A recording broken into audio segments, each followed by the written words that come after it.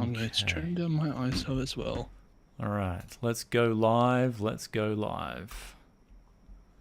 Going live. It should say you're live very soon. I'm still waiting.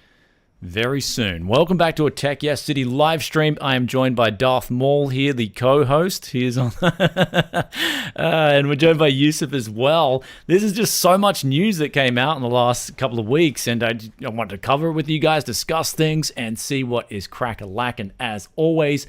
And wow, we got here the first bit of news, which is kind of like news, but it's not. But it is exciting because I think a lot of people are like, I want to see Battlemage and I want to see Intel's next generation GPU. Now, I think everyone just needs to see competition. Yes, but there was something like, so back in 2019, I heard a big rumor, which kind of was playing out as I saw Arc playing out initially, is that the rumor was that Intel's first generation of GPUs was not going to be that competitive. Mm-hmm. And then their second generation, so that's Battlemage, was going to be the one that really sticks it to the competition. That's what I heard back in 2019. So what we're seeing here is there's Andre Schilling, and they're from hardwareluxx, and they went on a tour in Intel. Now, they're not allowed to take photos or anything like that. They have to, usually when you do these tours, you got to leave your phone at the front reception, no cameras, etc., because it's really sensitive information. And they said they spotted the Battlemage B. I mean, they spotted some other CPU things. No one cares, right? CPUs, who cares about that? It's like, yeah, Battlemage was spotted in the failure analysis lab. So I guess it's getting put through rigorous testing, and it's real. However, this goes back to some of these leaks earlier in the year, right? So Battlemage is rumored to be on 4 nanometer, and it's going to give, I guess, a very sizable increase if you look at a better node, plus the fact that they improved the generational IPC on the GPUs. Battlemage could be very competitive. So I'm really hoping for that. Side by side of how many cores, or what do they call them, execution units they have versus the current generation? So is it IPC or is it more? It's rumored to have double the shader count. Oh, okay. Yeah. So even if the IPC doesn't increase at all, it's just got to have double. Well, of course they're going to want to improve the IPC. Yeah, I mean, because Arc was not exactly... okay, so Tech Potato, that's Mr. Ian Cuttress. He's in chat as well. He said they didn't see the cheat. They only saw the tray that said BGM01. Okay. Wow. Okay, they only saw the tray. But hey, I'll take that as that's a bit of a leaky situation. The tray is good enough for me.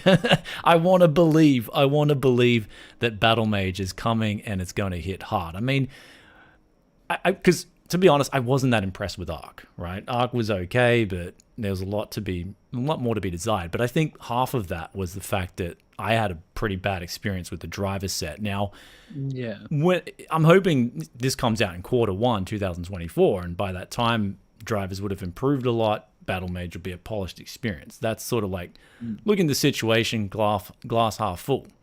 But what I want to know is, are you looking at the situation glass half full or glass half empty? That would be the real sort of question here. And let us know in chat. So what do you guys think? You looking at this situation like, yep, Intel's going to do it, or are you looking at the situation like, nah, it's going to be a flop? I'd love to see. The thing is, like, because a lot of the reason that Arc was both performing on par with some other cards and underperforming was all driver optimization.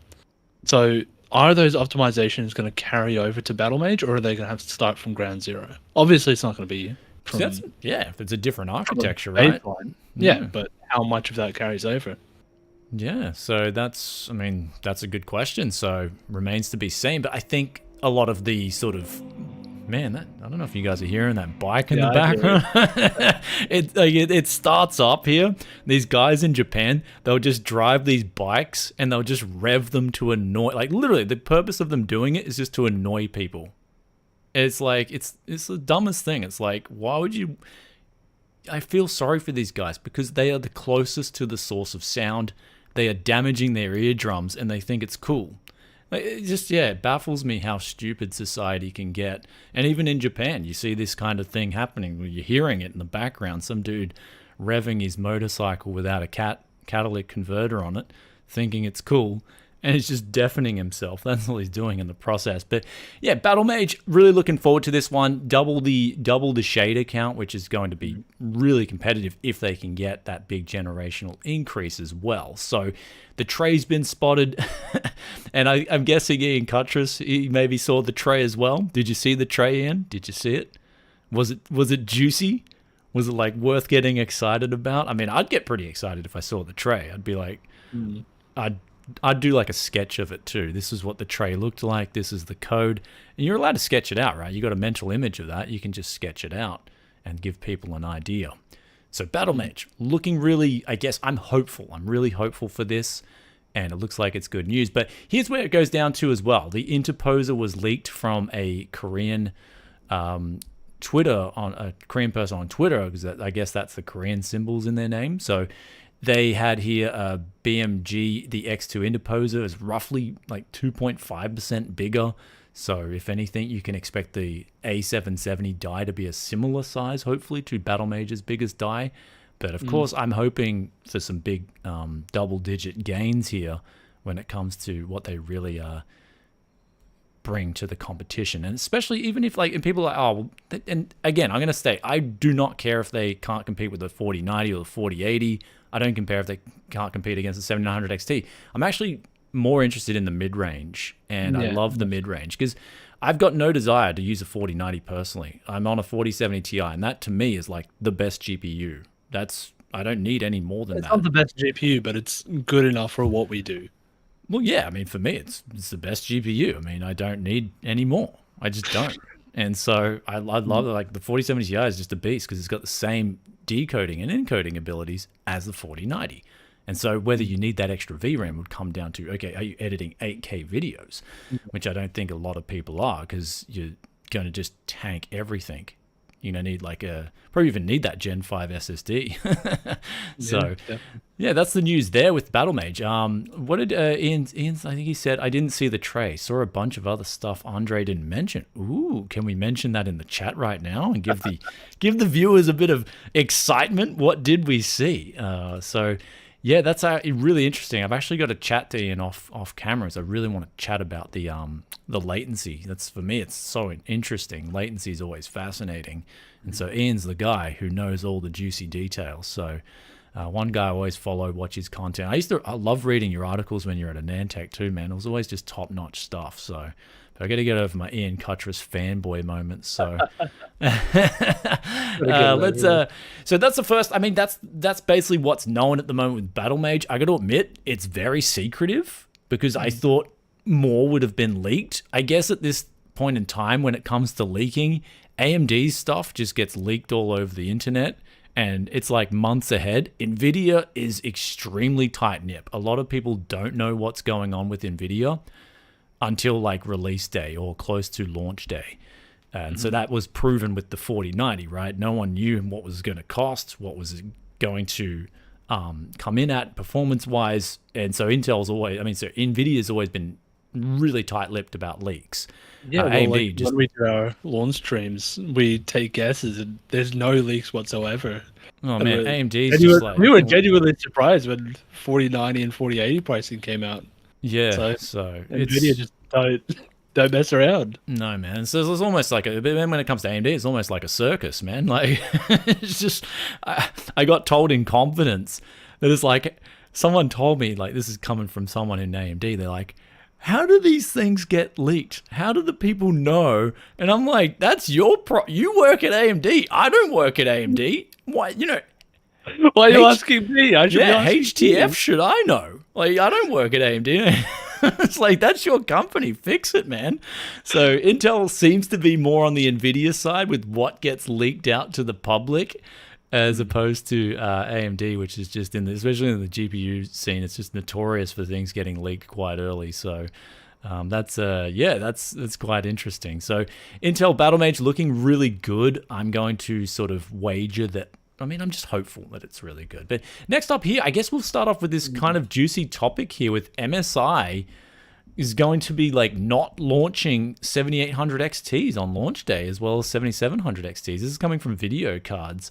And so AMD apparently listed the board partners, and it's in here in the image, available May 25, 2023. But MSI, this is the previous one here with the RX 7600, and MSI was on there. Now MSI is nowhere to be found this time around on the RX 7800 XT. So I gotta say though, to be honest, like, this isn't too surprising for me, because I know in Australia, like, there's just not really any MSI AMD cards. Like, there's not that many at all for sale.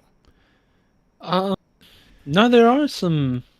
There's usually like a mid-range model, but I don't think there's usually a top-end model, because I know in some other countries they've got a flagship MSI GPU, but we just don't have that ever here. Yeah, I mean, I'll check out UMART. I mean, I'll check out like UMART and what we're looking at in Australia, but I just don't see many cards for sale. Like, let's have a look at, say, MSI RX 7900 XT, for instance. And so you've got one model and it's out of stock. So that's for the 7900 XT, right? One model and it's out of stock. So it shows you maybe AMD is like, in MSI, like, slowly just getting out of the AMD GPU space. That's a weird one, right? Yeah. Because I mean, it's just a weird observation, right? So yeah. I mean, how do you? And this is RX 7600. There's like literally nothing for sale, like, in Australia. There's not one MSI RX 7600 for sale. Like, isn't that bizarre? Yeah. So their top end model is in Australia is the Ventus, which is a low end card still. So yeah, it's like kind of like perhaps maybe MSI's bowing. Like, if I'm just looking at this data, right? Look at what the article here from Video Cards is saying. They're not launching on day one, but there's apparently they're going to launch a model later on.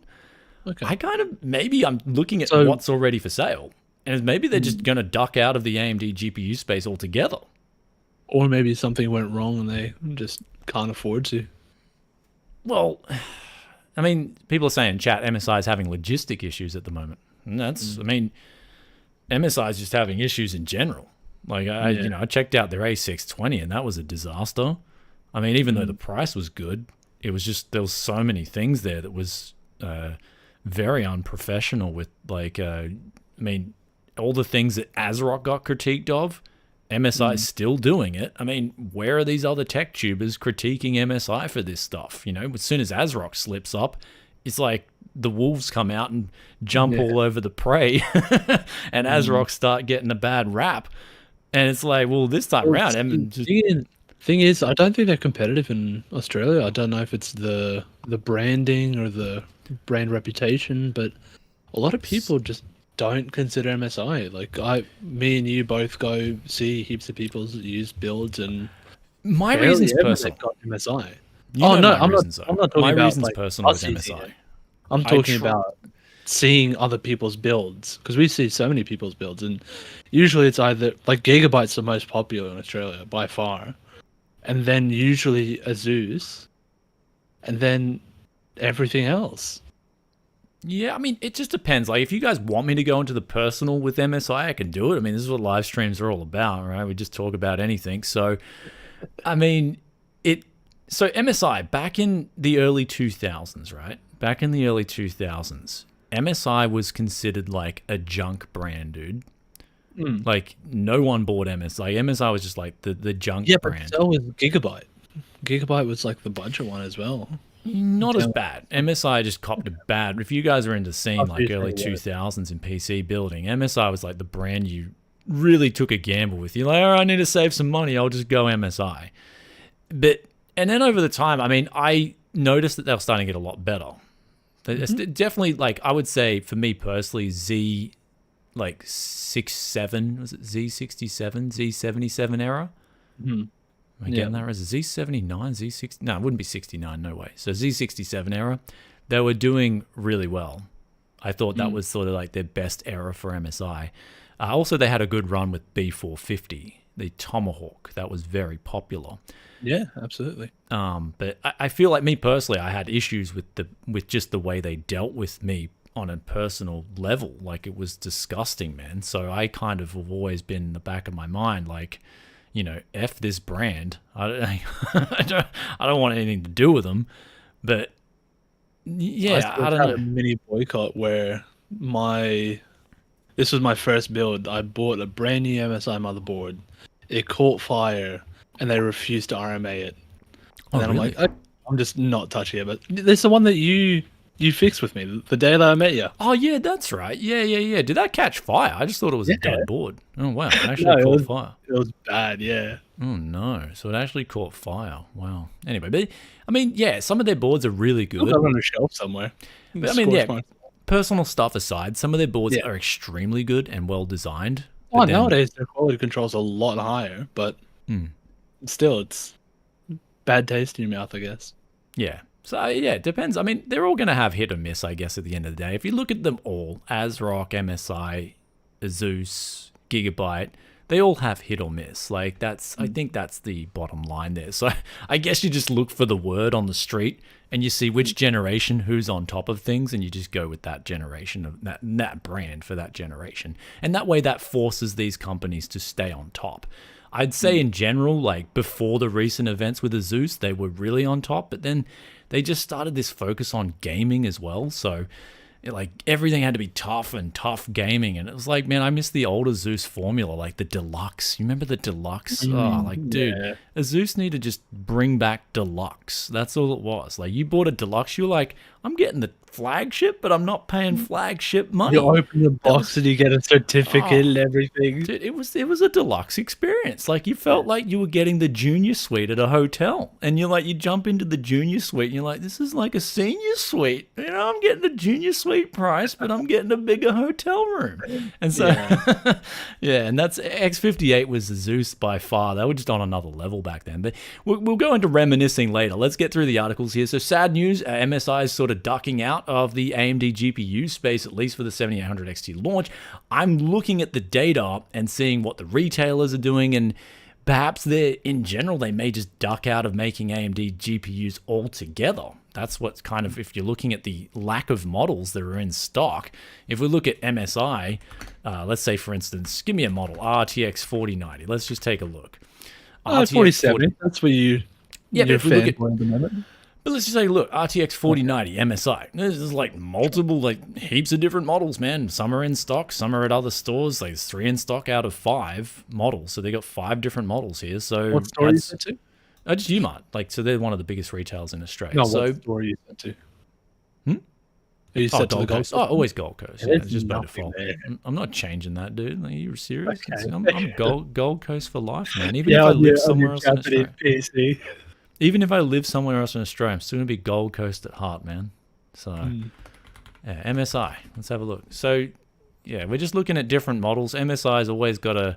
Okay, so they're out of stock, but they got 3 different RTX 4080s. So they're clearly kind of NVIDIA dedicated, it seems, as opposed to... And then 4070, 6 different models all in stock. So, so that's a very...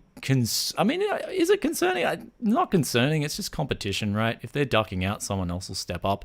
And okay, devil's advocate, they're in stock because nobody's buying them.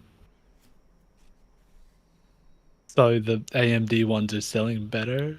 There's only but I'm talking about the lack of models in general. So yeah, there's no devil's advocate there. It's just like, if they're selling well, you'd have more models. Well, I mean, see, the only one that I can see in stock from AMD is the 6750.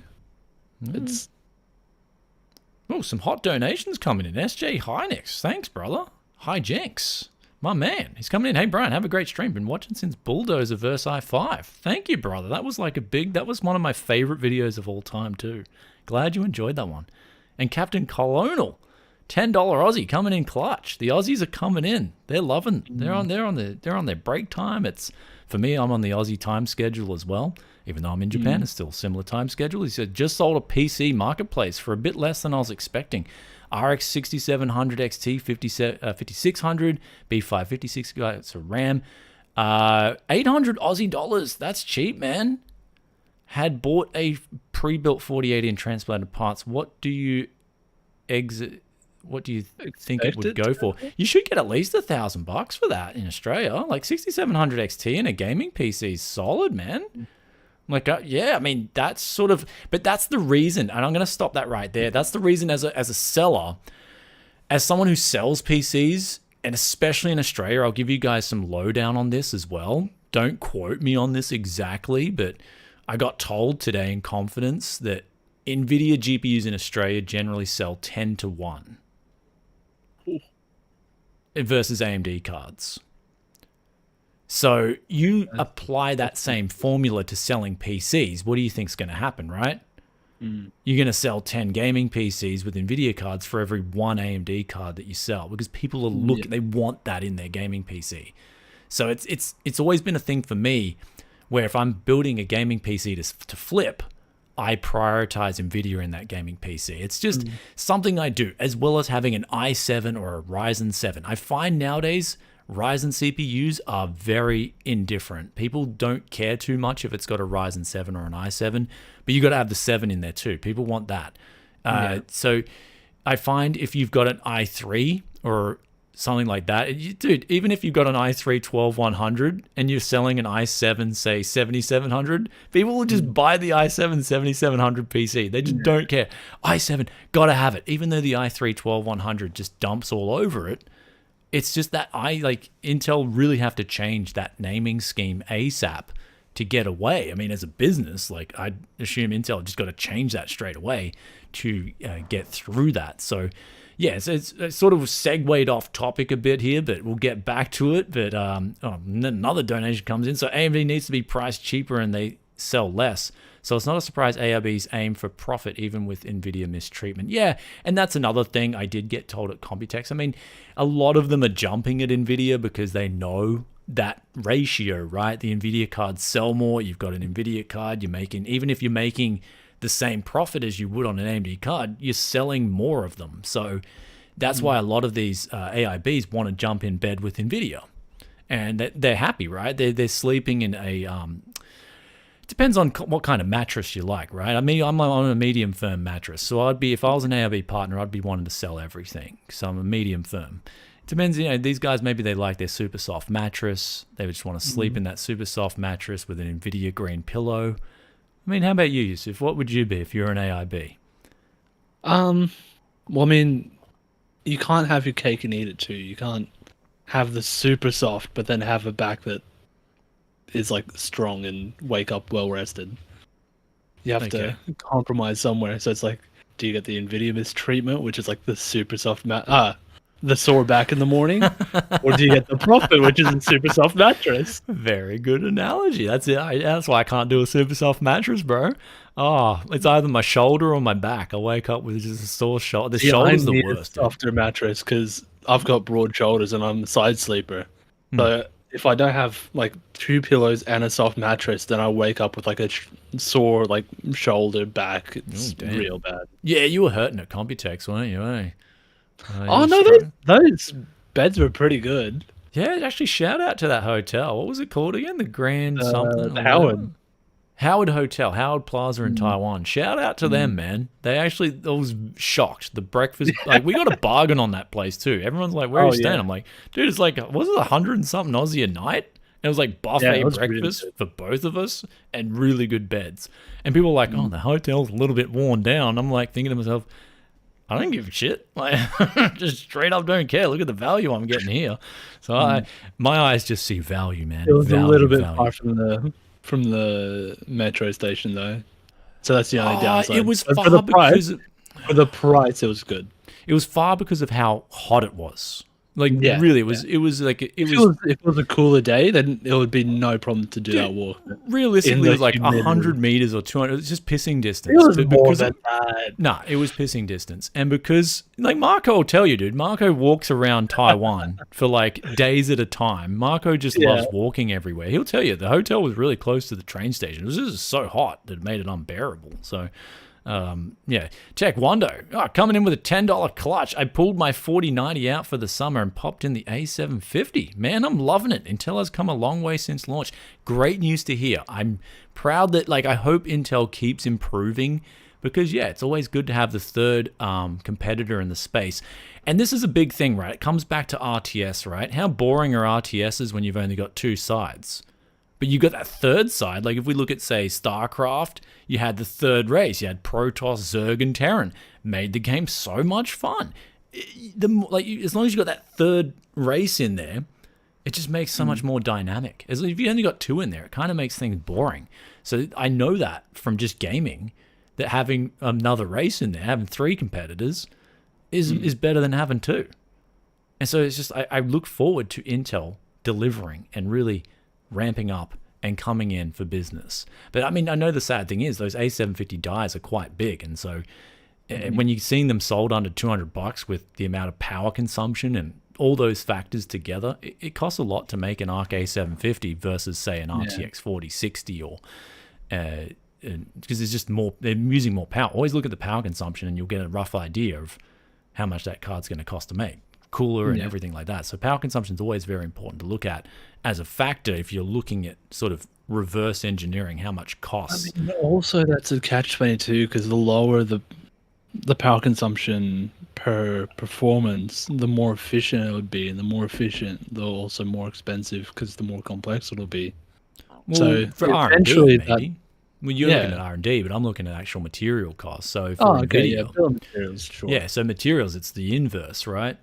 So you just put in less metal for the heat sinks, and well, that is less everything. When you got a more efficient GPU, it's like costs are going down. So the idea is to make the most efficient GPU that beats out the competition by so far.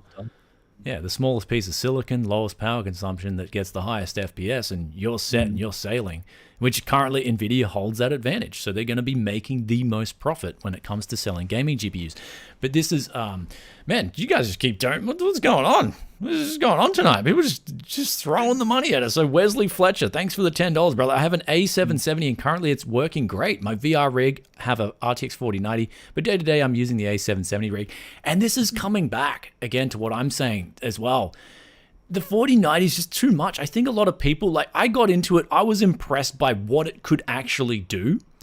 But then when it came to just practically gaming on a 1440p ultra wide or even gaming at 4K, I just found it was too much. I'm like, I've got max settings and I'm running above the maximum refresh rate of the monitor. Me, like, I was playing insane. Apex, 4K, 120 hertz maxed out, and it's not even using the entire. Yeah, but it's going to 220 FPS or something, and I'm like, that's over double my refresh rate on my monitor. Who needs this kind of power? It was insane. It was ridiculous. So it's impressive, but it's just, I don't think it's practical for a lot of gamers because, especially for me, like we were talking about on yesterday's stream, min-maxing. Like I kind of feel like I could have spent money elsewhere, right? If I spent $1,600 on a GPU and then I've just got half the performance sitting on the table still, I'm like, maybe I could have spent my money elsewhere, and like $800, I could have bought kilo of silver or something. Like, I had my shiny bar of silver next to the RTX that's like 4070 and 4070 Ti. 4090 and a 4070 Ti, like 2,000 Aussie dollars. That's a lot of silver. Yeah, that's a lot of silver. So, I mean, it's just like, I think that the 4070 Ti, what I'm doing at the moment, I think that card, you get it under MSRP because it's actually coming under MSRP now. And I'm impressed with I agree with some of the people on Twitter as well. Some people are saying, like, low key, this is a pretty solid card. So, SJ Hijinks again. I wanted a triple fan SFF GPU for years. Interesting to see one triple fan SFS. We saw one on yesterday's stream. Yeah, the RTX 4060 LP from Gigabyte. So it's like, it's funny that they put in triple fans. It's going to be so cute. I hope they're not noisy though. They're going to be noisy. They're tiny little fans. We'll pull that up again. Yeah. The power consumption is not going to be too high, so if they can run at slow speeds, it might not be too bad. Honestly, I'd be kind of interested to like take all those fans off and put like a 140 mil over the top, like downflowing onto it. See how that works. So many people are excited, dude. So many people are excited about this. Weren't people hating on like a couple of months ago, there was so much hate on the 4060. Now it's like the coolest thing ever. Like, look at this low profile 4060, so cool. It's like, dude, I was like, for me, the 4060 wasn't bad. I was like, guys, if you buy this GPU, you're really not going to have a bad, like, you put it this way. there's a lot in my whole life. I can put up a list of all the dumb things I've spent money on, and any of the GPUs released this generation doesn't come anywhere close to the dumb things that I've lost money on. True. So even a 4090 at MSRP. But you could resell the 4090, dude. Like, yeah, but I'm not talking about the resale value. I'm talking about for you to use right now. It'd be kind of dumb. You cannot ignore resale value. You just can't. Like, that's everything, right? So, yeah, I bought some. I mean, cars. I'll tell you the one thing you'll get hosed and lose money in. Anyone will lose money in cars. If you've got a perfect record with cars from the moment you got into cars, I mean, you would have had a mentor. If you didn't have a mentor and you got into cars and you just had nothing but wins, you are like, I'd say you're 1 in a million in terms of your persona. So I'd love to meet that Especially when you like get really passionate about your cars and you try and put some money in thinking you could get that money out. No, it's reducing the value. Dude, I've lost so much money on cars. Oh, just man. polish it. Just keep it mid to your... That's so one time, have you heard about the Toyota Soarer? I had the Toyota Soarer. Yeah, you should tread with patience. Did I tell you about the veilside wheels that I bought on the Toyota Soarer back in the day? Oh no! How much you spend on them? No, so I got them for a deal back in the day, $800. Now the problem was I didn't realize. But this is the problem. I didn't realize one of them had actually a bit of accident damage, so it was slightly. It was ever so slightly off axis. So I put it on my car. And anyway, I'm driving home one night because there's a little bit of wobbling. Driving home one night, one of my mates gets out of the car. He's like, "Brian, your whole wheel's wobbling, bro. It's going to fall off soon." And I'm like, "What? WTF? I'll just make it home. I'm just around the corner." Sure enough, I'm driving up the hill. Whole wheel falls off. And then oh, no. And the whole thing scraped on the road. I'm just like, dude, I swear, you could have heard me swearing from like Australia to Japan. That was that. Man, I was frustrated, dude. I was frustrated. Called the tow truck in. He was just like, WTF, I've never seen anything like this before. Just like what were you doing? And the good thing was that it didn't happen at a faster speed, right? My God, dude, if that had happened at a faster speed, like that's just one of the things in life, man. That's just one of those crappy things in life where I'm lucky to be alive, to be honest. There's other instances where I crashed a vehicle at 140 kilometers an hour. That was, there's just like, I'm lucky to be alive. So every day I wake up, I'm just like, man, life's good. You know what I mean? Life is good, brother. I'm just thankful that all that dumb, stuff that I did when I was a teenager and whatnot and early 20s. But as dumb as you were as a kid, there's somebody dumber. There's some guy in a Commodore who's got an angle grinder chopping off his back springs and running that every day. So that's why when we relate back my experiences to an RTX 4060 and I see all this hate on a video card that just works perfectly fine, I'm kind of like scratching my head going, man, $300 and you got a card that'll play all your games? Like, what's the problem here? So that's really, I wanted to go deeper into that and sort of explain my backlog into my kind of thinking. And I'm just grateful to be alive, brothers. That's all it is, because I've had so many... it's because the LG, your life's good. That's it, man. LG nailed it. Probably the guy who made that company had probably done a lot of dumb shit in his life as well. And he's like, life's good now, man. I made this company and everything's good. But here's another one, right? This was the craziest one. I was helping one of the exes way back in the day. She was moving her stuff between houses. And anyway, it was her fault. I blame her, but I'm just so lucky as well. She had this coat hanger, like she'd just rammed all her clothes in this basket, and like one of them was on a coat hanger with like, I didn't even know what it was. Like the coat hanger was like facing straight up with the wire. So anyway, I'm picking it up because, just get the guy to carry everything and lug everything and all heavy stuff and put it in the car. So I put this basket in my car, and the spring and the coat hanger must have been like springed on something. And literally the whole coat hanger pops out and smashes my like nose right there. Whoa. And I'm like, I was bleeding, dude. Like out there, I'm just like thinking to myself, you know what I'm thinking? Like, thank God that didn't hit my eye. If that hit my eye, I'm just have you seen those photos of the people with the safety goggles and the angle grinder bits like wedged in it? Yeah. Like, And so it's just like, that was just one of those moments I was like, thank goodness that did not hit my eye, man. I would have just been missing an eye. Like Volo from Baldur's Gate 3 does the eye surgery. okay. Do you think you would get more views if you had an eye patch? Actually, probably, eh? Like, people like a bit on YouTube. Like, that's what I was saying about YouTube. Anything goes. But I don't think I would probably been like, I don't know, man.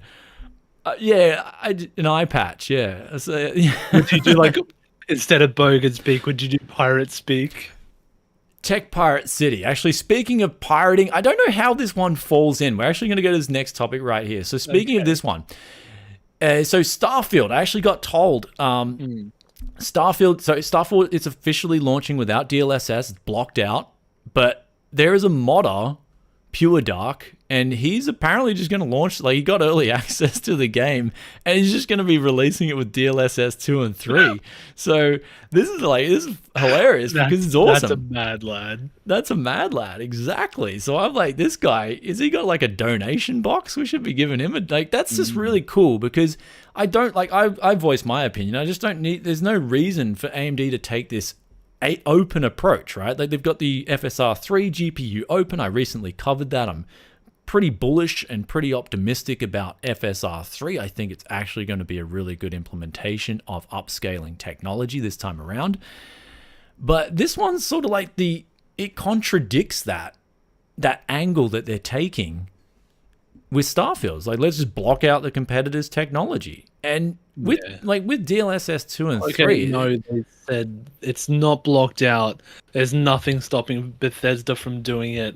But also, I've heard from developers that it was very frowned upon whenever they talked about it. So no, it's not releasing with DLSS 3. It's not releasing. So, yeah, so that's like I found that out through the grapevine. So it's weird. It's contradictory, man. Like, DLSS 2 is really good. 3 can work well depending on the game, and so it'd be good to have those options there just to check out. Hey, is this for me? Especially if you've got an Nvidia card. And now, I mean, you can go into the argument of DLSS 2 and 3, but they're machine learning. So they use the machine learning portion of the GPU. So it's you're getting what you paid for there, but you're not getting what you paid for there. So it's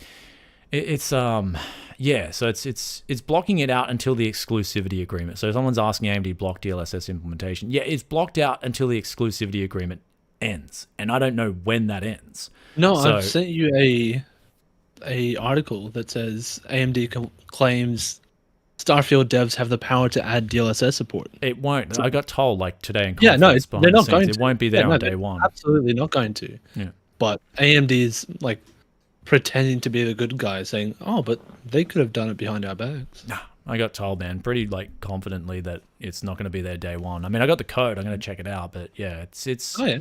Yeah, but it's not going to be in there. So Nvidia was doing everything they could to get it in there, but they can't. So yeah, it's one of those things where, okay, well, at least the modder, like, this will be cool if the modder releases it. So I think this could spawn like a bit of a pirate thing. Like, people are not then going to want to buy the game or support it. I don't know.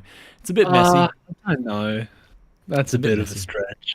But yeah, I'll be doing some benchmarking on this game, and hopefully, like, I do want to cover this and Baldur's Gate 3, because a lot of people, like, even though I'm not a gaming-focused channel, I do sort of like...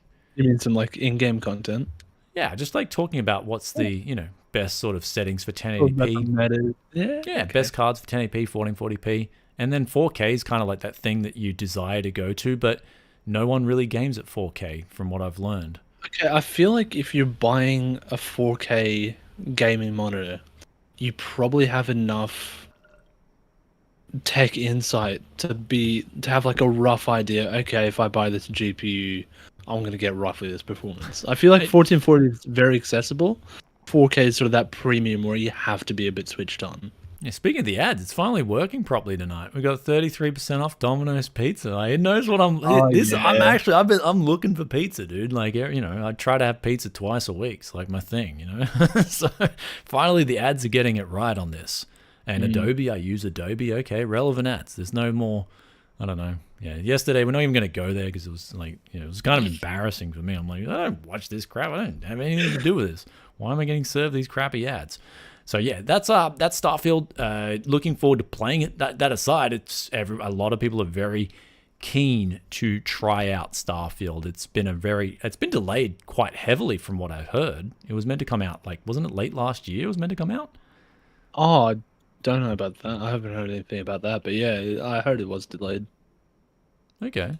So, yeah, and so this was the other article with Starfield. So AMD claims Starfield devs have the power to add DLSS support. So AMD's not blocking it. This is what you're going to hear, but it's going to be blocked out at day one. That's that's what I'm told heavily in confidence. So yeah, so you're going to get no DLSS 2 or 3 on at least on day one. So whether AMD's kind of well, yeah. So then there's a modder who's going to add it in, but whether AMD backtracks on that or not is up in the air. I think they will, because if you're supporting this whole GPU open thing and we're going to provide FSR3 on Nvidia cards, it just doesn't make any sense to then do this kind of thing in Starfield. So yeah, it's kind of like what's going on, guys.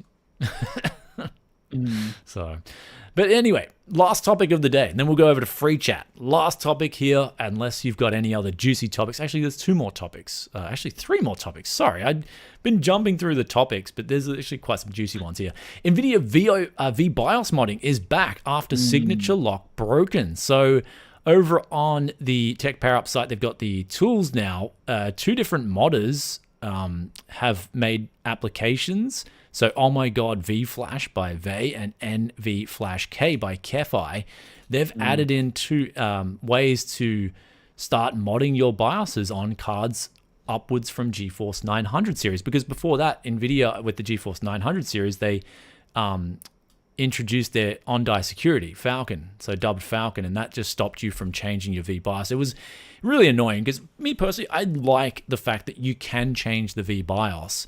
And for me, it's not so much about getting some OC model on the GPU and saying, oh, I've got the OC model, because undervolting and manually overclocking is so much better than that crap. Yeah.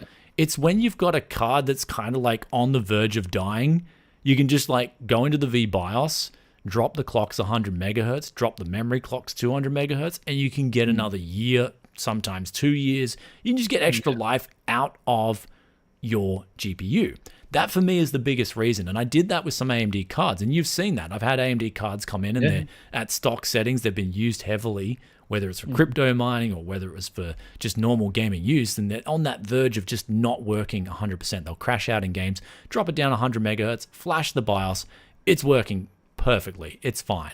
And then you can do someone a deal. They're getting an absolute bargain on a PC and whatnot, and everyone's happy. And it stops it from going into e-waste. So that's my biggest thing that I'm looking forward to. And so this tool currently works on the Turing architecture, so RTX 20 series and below, and that's also GTX 1660 Super. So that'll be really good, because that's where it matters. I don't think you're going to come into an RTX 30 series card that's been used so actually, that being said, crypto miners mined on 30 series cards very heavily, so that's up in the air. But anyway, the majority of these cards that will benefit from this is these cards and lower, so 20 series and also. I've scrolled down to the NVFlashK section, and it says they've done a 4090. So okay, well there you go. Then so that must have been the Oh My God VFlash, and then NVFlashK has got they've got the actual 40 series and 30 series to change settings on too. That's really positive then. So awesome news then, guys. You can start getting more use out of. Bring back that trend of these 2 cards are very similar. Let's flash it to the higher model, because I remember that was the thing with particularly AMD cards.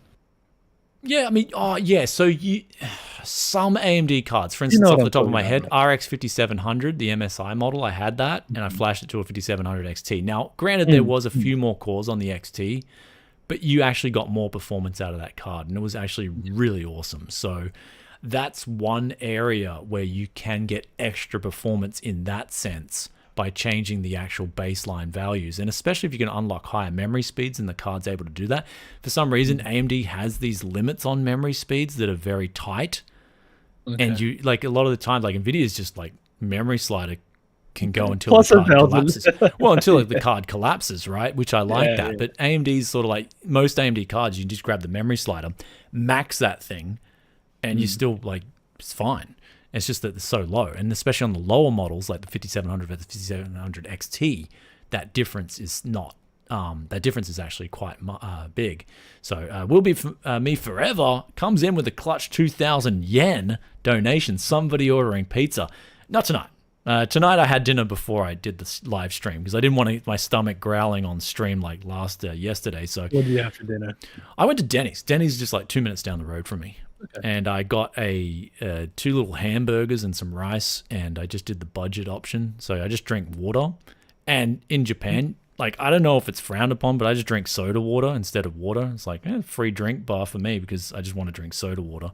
Because all the drinks on the drink menu are kind of like crap. So I just drink soda water.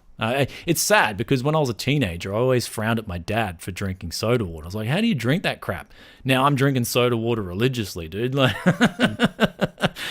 I don't enjoy soda water. Hey? I'd rather just have water at that point. Will enjoy it, man. It's weird. Okay, you're just saying it's like an old person thing. No, it's one of those things where you, like, I remember the first time that got me onto soda water. I was so thirsty, and the only water in the fridge, Dad Man had some cold soda water in the fridge. And I was like, oh man, all right, I'm just thirsty. I'll just smash this down.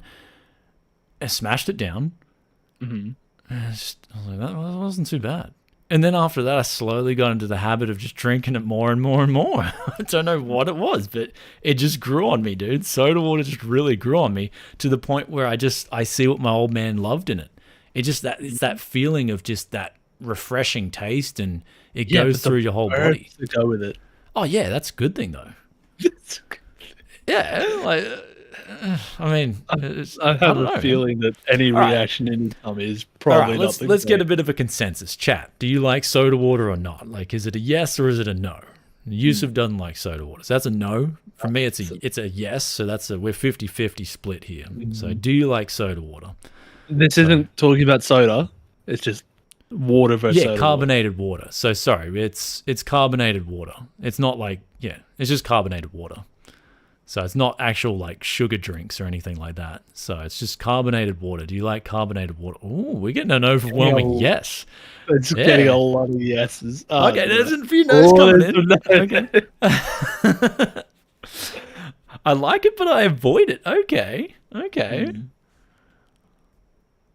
Yeah, definitely more. Good, that's it. Will Be Forever analyzed. Soul cleansing burp juice. That's exactly what it is. So take one of soda water, so it makes you feel full longer. Okay, that's interesting, it's good for your stomach. Okay. I have not researched it at all. But that's actually one thing I'm going to research. How could it be, like, is this weird? What would it be good for your stomach? I mean, look, man, Dad Man, like, his diet is not exactly the best diet. You've seen this guy. But there's a few things he does. He religiously drinks soda water, and he eats a lot of onions. And the guy's like, I've told you, I'm surprised the dude's still kicking, man. Like, he's doing something right. Because, dude, his diet is horrible outside of that. Like, it's, So, yeah. I love the guy, man. He's a larrikin, dude. We've got to get him back on the channel when we go back to Australia. Dad Man will make more appearances on Tech Yes City. Do not worry, guys. Do not worry. He'll be back on having some fun.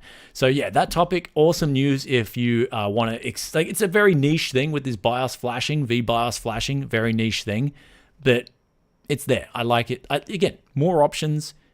Some people don't like more ice cream options on the menu. I personally do. I love it when you got all those different options. My eyes just go to the boysenberry usually straight away on the ice cream menu. What are you always looking for? If you get an ice cream, what are you always looking for? What flavors that you go to? Well, if it's like going to an ice cream place with like all those boutique flavors, I try and like have something new every time. I don't want to just go the generic. Oh, I get this all the time, but like peanut butter ones are usually pretty good because I don't want something too sweet. Okay, fair enough. Yeah, pretty peculiar taste. That's younger generation, bro. That's all I'm going to put it down to. Your camera also, your Aussie internet's really coming through, eh? Your like camera's blurring up every now and then, eh? Yeah. Oh, we love it. That's Aussie internet for you guys, eh? Yeah. Like, oh man, 2030 comes. Hey, welcome to Australia. Our internet still sucks. That's the slogan. So we got here. No. You have to pay $300 a month for business gigabit. So yeah, well, you linked me this next article here. We got, oh, dude, rip off on those prices. Like I'm paying what? Is it $30 a month for 1 gig down, 1 gig up, unlimited? It's like it's internet in Japan is so good, and you can even get this out in the country, dude. Like out in the country, you can get this kind of internet. So, what camera do I currently use? I use the A7S III. So I saved my pennies up because I found myself only wanting to have one lens on the camera. So I've got a 24-70 and it does everything on this camera. I can zoom in, get macro. I can just, it's an absolute beast because also at 4K, when you're filming, it's using the whole sensor. Like a lot of cameras that you buy, and this is one thing to be super careful of when you're buying a 4K camera for video work, is a lot of these cameras, they'll actually crop the 4K image. They'll zoom in. So you're automatically losing a heap of your sensor.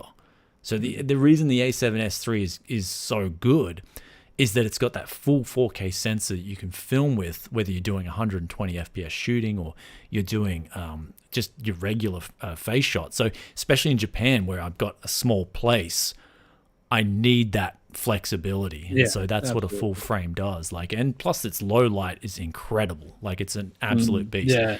That's one thing Sony's really good at. This, the autofocus, the low light, just the run and gun IBIS. And this autofocus is on another planet good. So this autofocus is just insane. So I've never had autofocus this good before. Now the color balance is surprisingly the best I've seen from Sony. Usually the A7S II was an absolute dog. That was so bad when it came to... Oh, it was so bad, man, the A7S II. People would see saying, Brian, why you look so red today? I'm like, I looked in the mirror, I look fine, dude. It's like, are you drinking so much? Are you drinking a lot of alcohol, Brian? Are you okay? I'm like, dude, it's just my Sony camera color balance back in the day. So we avoided that problem. Okay, let's get back. Anyway, off topic, back on topic. Intel discloses an 8-core, 528 thread CPU based on RISC architecture, 66 threads per core. It's like, what is going on here? You linked me this article. Like, what? Yeah. What is this about? Is this like the new thing to just have more threads, not more cores, more threads? That's the way to go here. Think about what a thread is. It's just a virtual distribution of a physical core.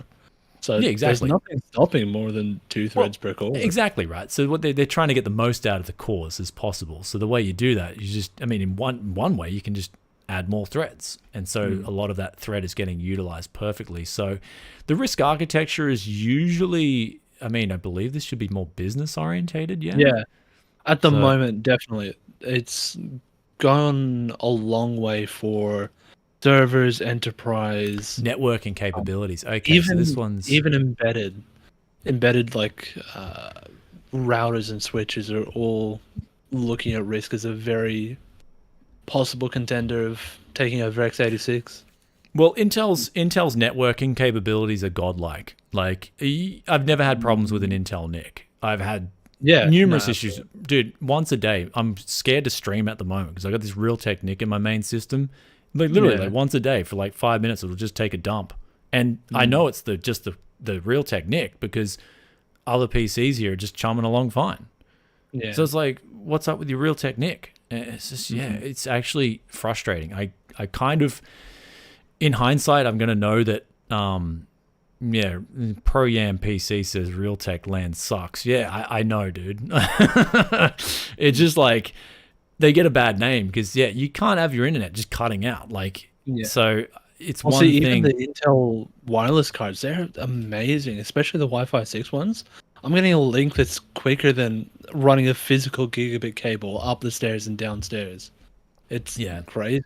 So I mean, this is good news for Intel. I mean, I like the fact that they're focusing on making really high-powered network applications with a lot of different threads. So this is good news for them, and hopefully that's one area that they don't get sort of dumped on. RISC is in that area where it's like everyone knows, like, oh, it's got a lot of potential, but nobody's really developing for it. But if Intel's getting in the game, they've probably got a customer in mind that's already expressed interest. Yeah. And then that's going to sort of push that architecture. Oh, so someone said in the comments, like, Realtek's okay if you use the mobile. No, I've used the driver, dude. What I had to do to stabilize it's a 2.5 gig NIC. So what I had to do was I had to duplex it to 1000 manual. And that's sort of like, it's made the dropouts far less frequent. So So the it's dropouts. unstable at 2.5 gig. Yeah, so you put the Even though your duplex. switch isn't. No, that's right. You were telling me that your 2.5 yeah. gig was dropping out because it couldn't do like a handshake or something. It's just weird. So I had to drop it down manual to 1,000 from Yeah. auto, and so when I did that, it's like it's a lot less problematic, but it still has these occasional hiccups where once a day, sometimes once every 2-3 days, it'll just have a little dump, mini dump. Like, oh, I'm all right now. It was pretty bad. Before it was ago when we were calling, and you were just like dropping out every 5 minutes. Well, before it was blue screening. And so Yeah, I kind yeah. of figured out the issue there. And it's actually kind of a few people have these problems with realtek NICs. So, yeah. Anyway, last article we got. And then we move over to free chat. Guys, ask any questions you want. I'm going to be here for you, dedicated to answering questions. Let's go. Genoa and Intel Sapphire Rapids performance. So, NVIDIA benchmarks showcase some impressive performance for the Grace CPU superchip when compared to AMD Intel CPUs using the same power. So we heard about it, people are like, what's going on here? Because that's what I was like. Intel's really ramping up with ARM CPUs because they're getting into data center heavily with AI, but also I feel like they know there's an opening here to now bring it to Intel and AMD. And it looks like, I mean, this is their own benchmarks, of course. Yeah, So yeah, grain I of mean, salt. grain of salt's always advised here, but it looks like they're really just digging in hard here because the reason, and this is the big reason why Nvidia will never be in the x86 space and the x64 space, is because Intel and AMD basically have a duopoly on those licenses. And I think there's another third-party license. Think it's all licenses. I think it's more just they've had decades of a head start. No, it is the licenses, man. They've got like duopoly on those licenses, except for like this one off-spin company in China that somehow got a loophole in the licensing through this company that had an agreement ages ago and they went bankrupt and it was a long story short, but the bottom line is Nvidia just really, I don't think they can get into the x86 space or the x64 space. It's just not possible for them. But where they can compete is ARM, the ARM space. So that's a big reason, I guess, why they wanted to acquire ARM. I guess maybe that'll be back in the fold again. Like you'll probably see Nvidia with all this AI money now. Like, yo, ARM, what's up? We want to do another. Well, forget about our last takeover bid. We got more money on the table right now. So. I don't think I think ARM wanted to be there. It's just that I think a different company blocked it because it would make it too uncompetitive. Yeah, that's why it got blocked. Yeah, because it was a risk for competition. So that's why the ultimate reason why it didn't get it go ahead. But here we got the performance here on their data center and server performance. I don't know what any of these apps are, but it looks like the graphs look impressive for especially the same power. So the efficiency AMD's bringing here is just Have insane. you seen the Sierra Forest article that I sent you? No, I didn't see that one. It's saying that Sierra Forest, which is, I don't know, an architecture or a specific chip, is going to have 240% better performance per watt than current generation. Oh, wow. That's a lot, like 2.5 times faster for the same amount of power. Well, there's chats like x86 might not be around in 30 years' time, so Nvidia isn't missing much. Yeah, like, to be honest, man, I actually look forward to the day x86 and x64 is on the way out. It's like, yeah, good riddance. Let's get something new in here. That's You more say that, but also because of how legacy hardware works, any new software or platform or OS would have to be cross-compatible with everything.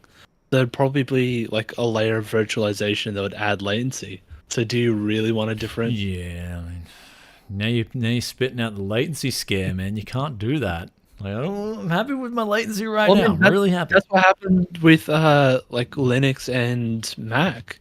They try and increase compatibility. They just have to run it in not as a virtual environment, but on top of a translation layer. Okay. Wow. Well, that doesn't sound fast at all. I mean, it works with Steam Deck. Okay. They've got a huge library of games working. I haven't tried the Steam Deck. Is it laggy? No, apparently it's really playable, but it's only a 700p display. Yeah, I mean, for me, it was like no OLED, no go. It's like, it's that simple. There's other handhelds that have got OLEDs.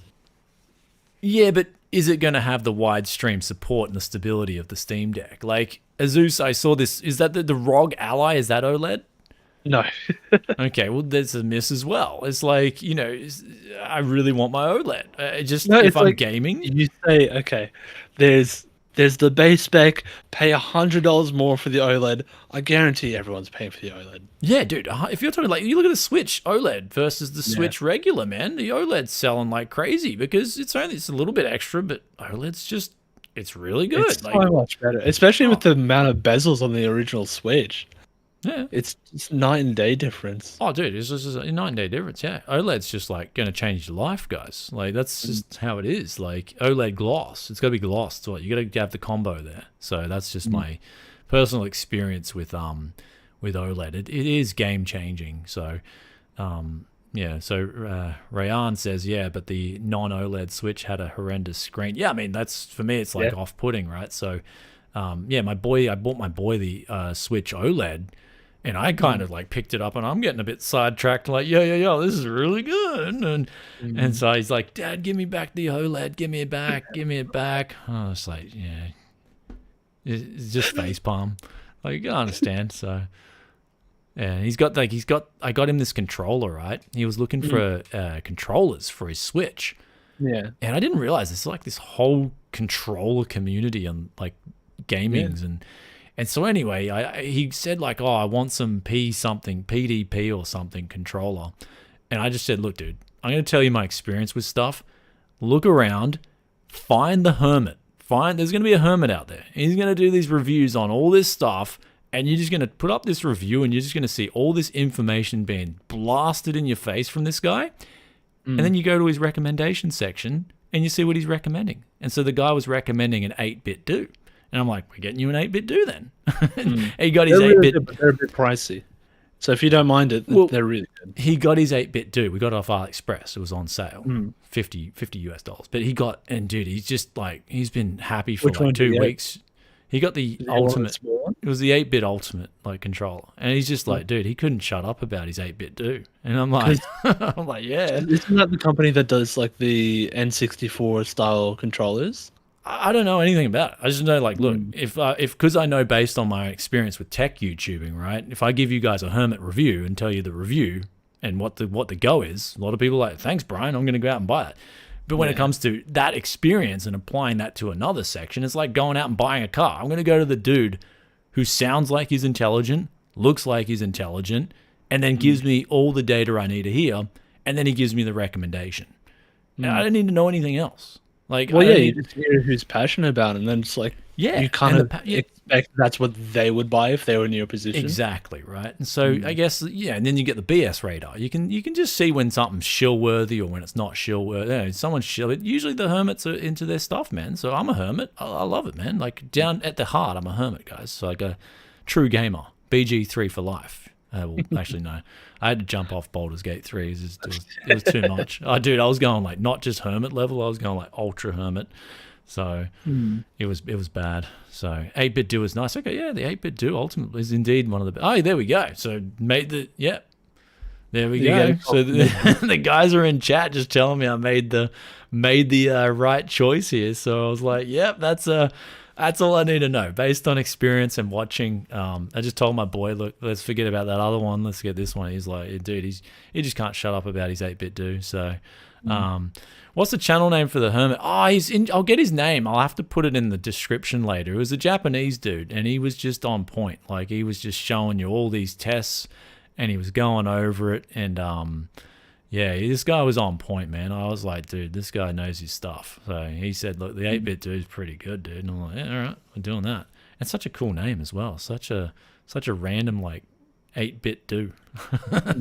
So, but yeah, I mean, I'm not into controls. I don't do anything controller-like. But yeah, it was good. I patted myself on the back for that one. So yeah. You're proud of your choice? Oh, mate. Yeah, that's it. So there we go. So that's always good to just share the word if there's, when you go. So Marco asks, okay, we're going to have free chat now. So it's free chat time. We're going to put an 8-bit do controller up since we're just talking about an 8-bit do. And while we're on chat, we can chat away and you guys ask any questions you want. We'll answer to the best of our ability. And I think is this one here, the ultimate. Yeah, look at that, 10,000 sold as well. My goodness, that is popping, dude. So yeah, he got it. He was super happy. The 8-bit do. So we'll leave that off while we go. Leave that on while we go to chat. And actually, speaking of, we've got to get one more thing as well.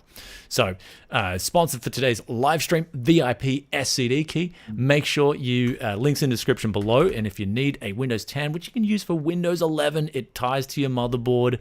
Just get the link in the description. Grab the coupon code BFTYC. Look, I've already used it to save some money before. Hit apply on that code, $15.40, and you're activated. Never had a problem with this site. And actually, I've had some people had problems and they've emailed me, but then they've sorted it all out. So everything's been sorted out. So there is a rare thing where you can. I think it's if you activate a key and you're activating it and your internet disconnects while you're activating it. Mm-hmm.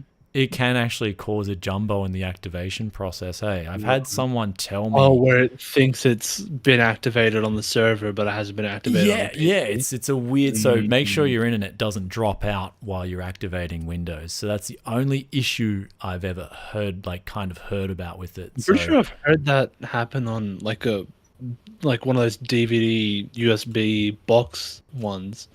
He bought it from, I think it was from Umart. Plugged it in, typed in the key, and it said the key was already used or something. Yeah, and it just happens. The PC, and then it just worked. Okay, so we're going to go over to chat now. Marco asks, when are you going to revive the Japanese channel? That's man, I got to revive myself first. I think, I just came off a BG3 hiatus here. I had to revive myself. So I'm doing a good job of that. You're going to revive the main channel.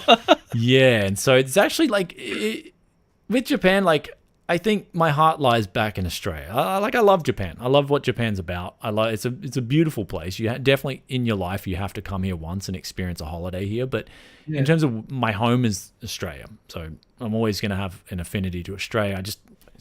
You get your friends and family there as well, like people you love. Family most important, and yeah, it's hard. So I love Japan, but I think my heart lies in Australia. So in terms of the Japanese channel, in other words, what I'm getting to is just the passion for the Japanese channel is just not there. It really isn't there. So that's why I stopped doing it in general.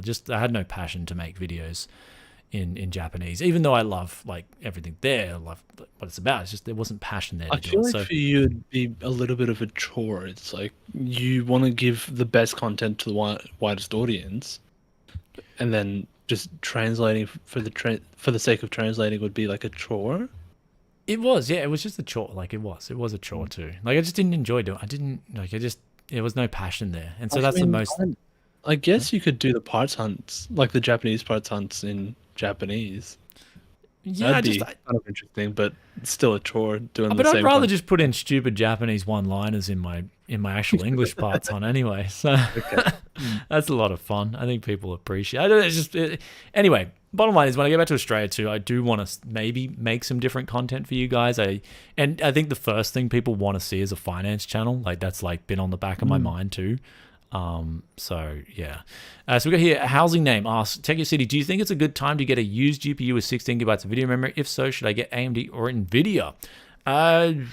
It's always a good time to get a used GPU. Always a good time. In terms of what we've got, so 16 gigabytes automatically comes to mind is RX 6800 XT. I personally wouldn't go for the 6800 because the XT is just that much better. This has got crappy yen pricing here, so it's all over the place. If you look on Marketplace, what would a RX 6800 XT be going for? Let me see. If I don't log in, it leaves it all in Japanese, and I can't change it to USD. This is actually a problem with eBay in Japan. There's a few for 750. I've actually got to get on a virtual, so that's about 500 US, I guess. Still a little bit expensive. I think if you're going to a 16 gigabyte card, I would wait it's literally a week. I'd wait for the 7800 XT, see what that's got to bring. Also, do you really need 16 gigs of VRAM? Or are you just... I got 12. I got 12 and I'm happier than Larry. So, yeah, I'm happier than Larry, man. I'm happy as Larry. Oh, happier than Larry. Yeah, happy as Larry. No, I'm happier than him because, it's fine. I don't come into issues. I mean, I don't come into issues with 8. So I like, for me, I don't care if I got 8 or 12. I do like to have 12 though, because I do edit 4K videos, and sometimes you're going to come into a bit of a clutch situation while you're editing. And so if you're 4K, you're going to want, I'd say at least 12 gigabytes. If you're doing 4K, 1440p or 1080p, 8 gigabytes is fine too. But if you just want 16 gigabytes there as well for any hiccups in the future, 6800 XT is looking like one of the best plays, definitely. Because your next step up from Nvidia would be, what is it, RTX 3090 or RTX 4080. So there's not a whole lot there from Nvidia. There's 16 gigabytes of RAM. So AMD's definitely got that more covered. So we got here Ryzen 5 7500F or 12400F OC to 5.1 gigahertz. Got to test out the 7500F before I judge it, but from what I'm seeing on the paper, the 7500F looks extremely good. Hey, like, it actually, like, look at this. You can get the 7500F for $160, and that's their latest and greatest, ready to go, man. I'm pretty sure, like, just from seeing the specs and the speeds on this thing, you're going to be getting, like, in most titles, you're going to be getting comparable performance to, say, even a 7700 XT, like, as long as you just clock it properly. So this would be the one to get right now if you're just gaming. If you're doing anything outside of gaming, I would personally go for maybe... I mean, I'd go, like, me personally, I've told people I'd go for the 10900K.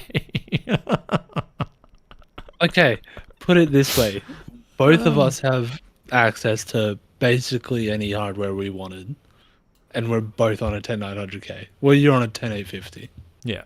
Because I just love 10. I mean, 10. So, well, that's the next comment here. It's like Davina Duckworth says, "Hey, Dexter City, I really enjoyed your videos on Windows 11 latency versus Windows 10. Yeah, we got more content coming for that. I love it. It's a big deep dive for me.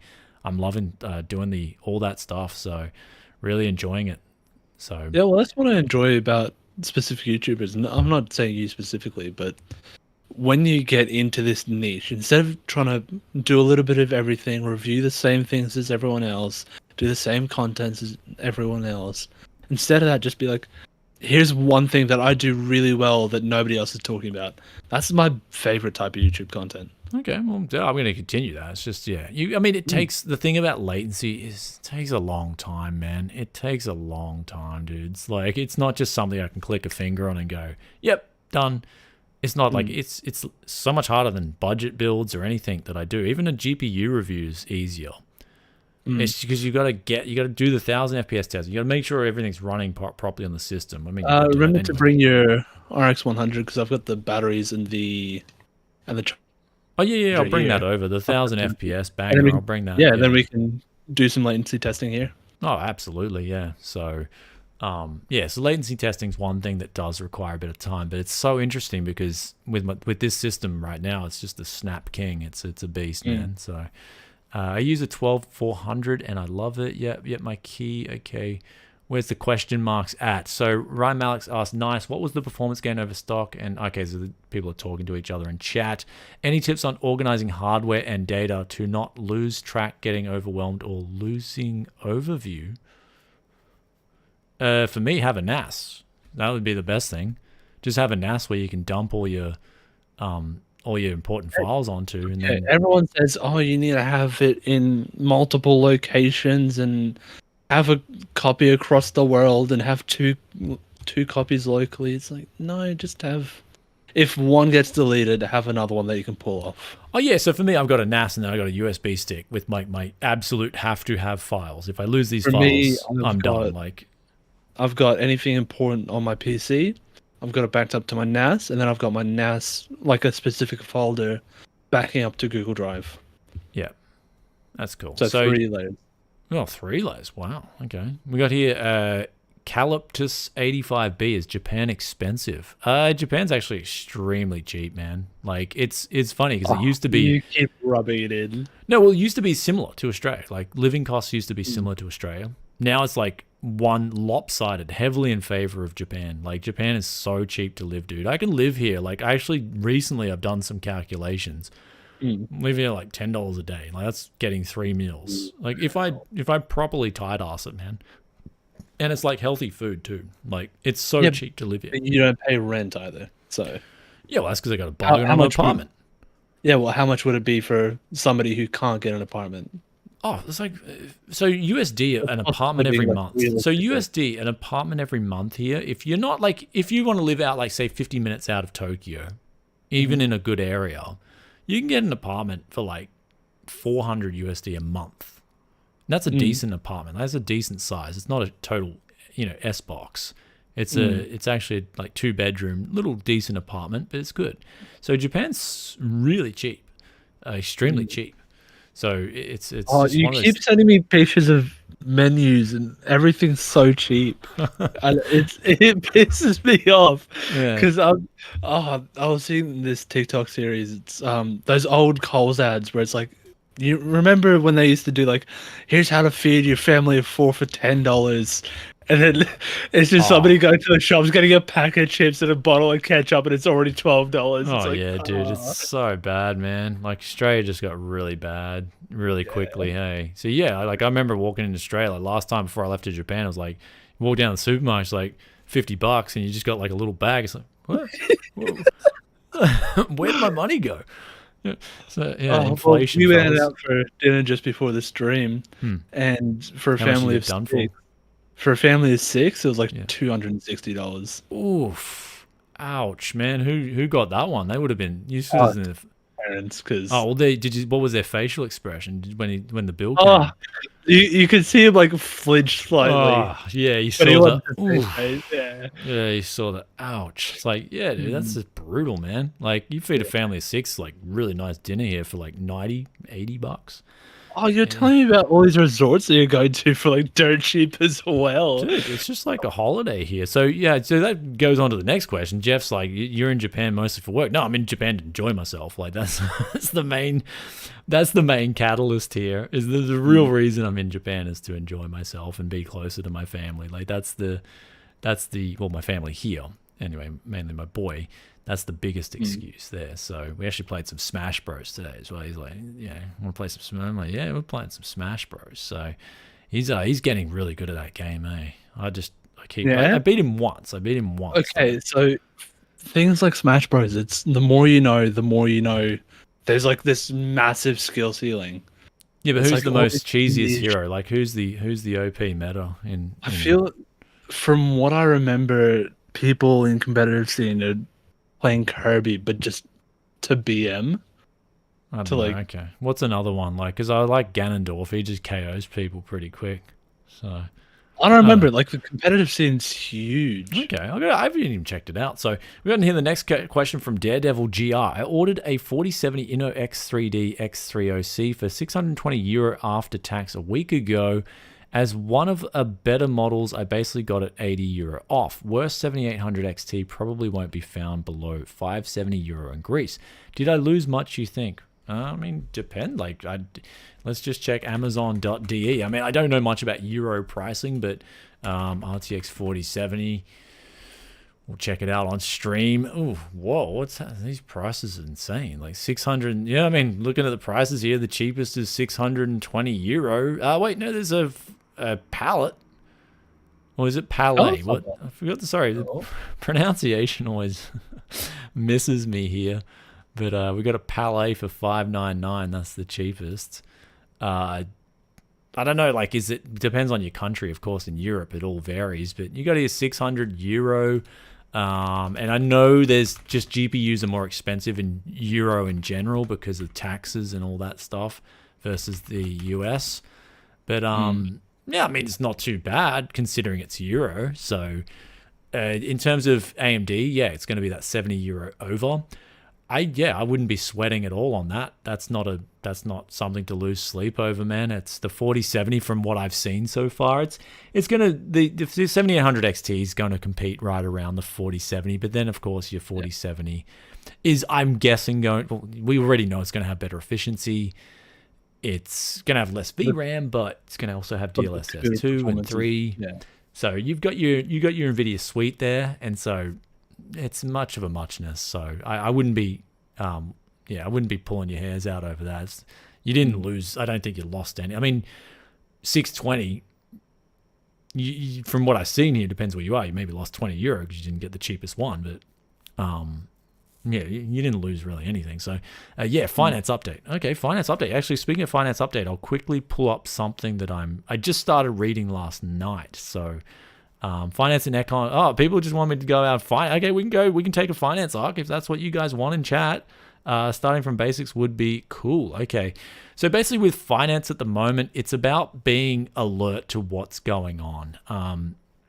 It's about researching and hearing so many different opinions. I was actually thinking about this today because it's so important to catch so many different opinions. And then, because what I see so many contrasting opinions. Oh, we're going to have a crash. We're going to have this massive crash soon. And I was kind of on that camp earlier this year, but then I saw what happened earlier this year with Silicon Valley Bank, right? That should have been the catalyst that set off a global financial crisis if you were talking about things getting really cheap and bargains popping up.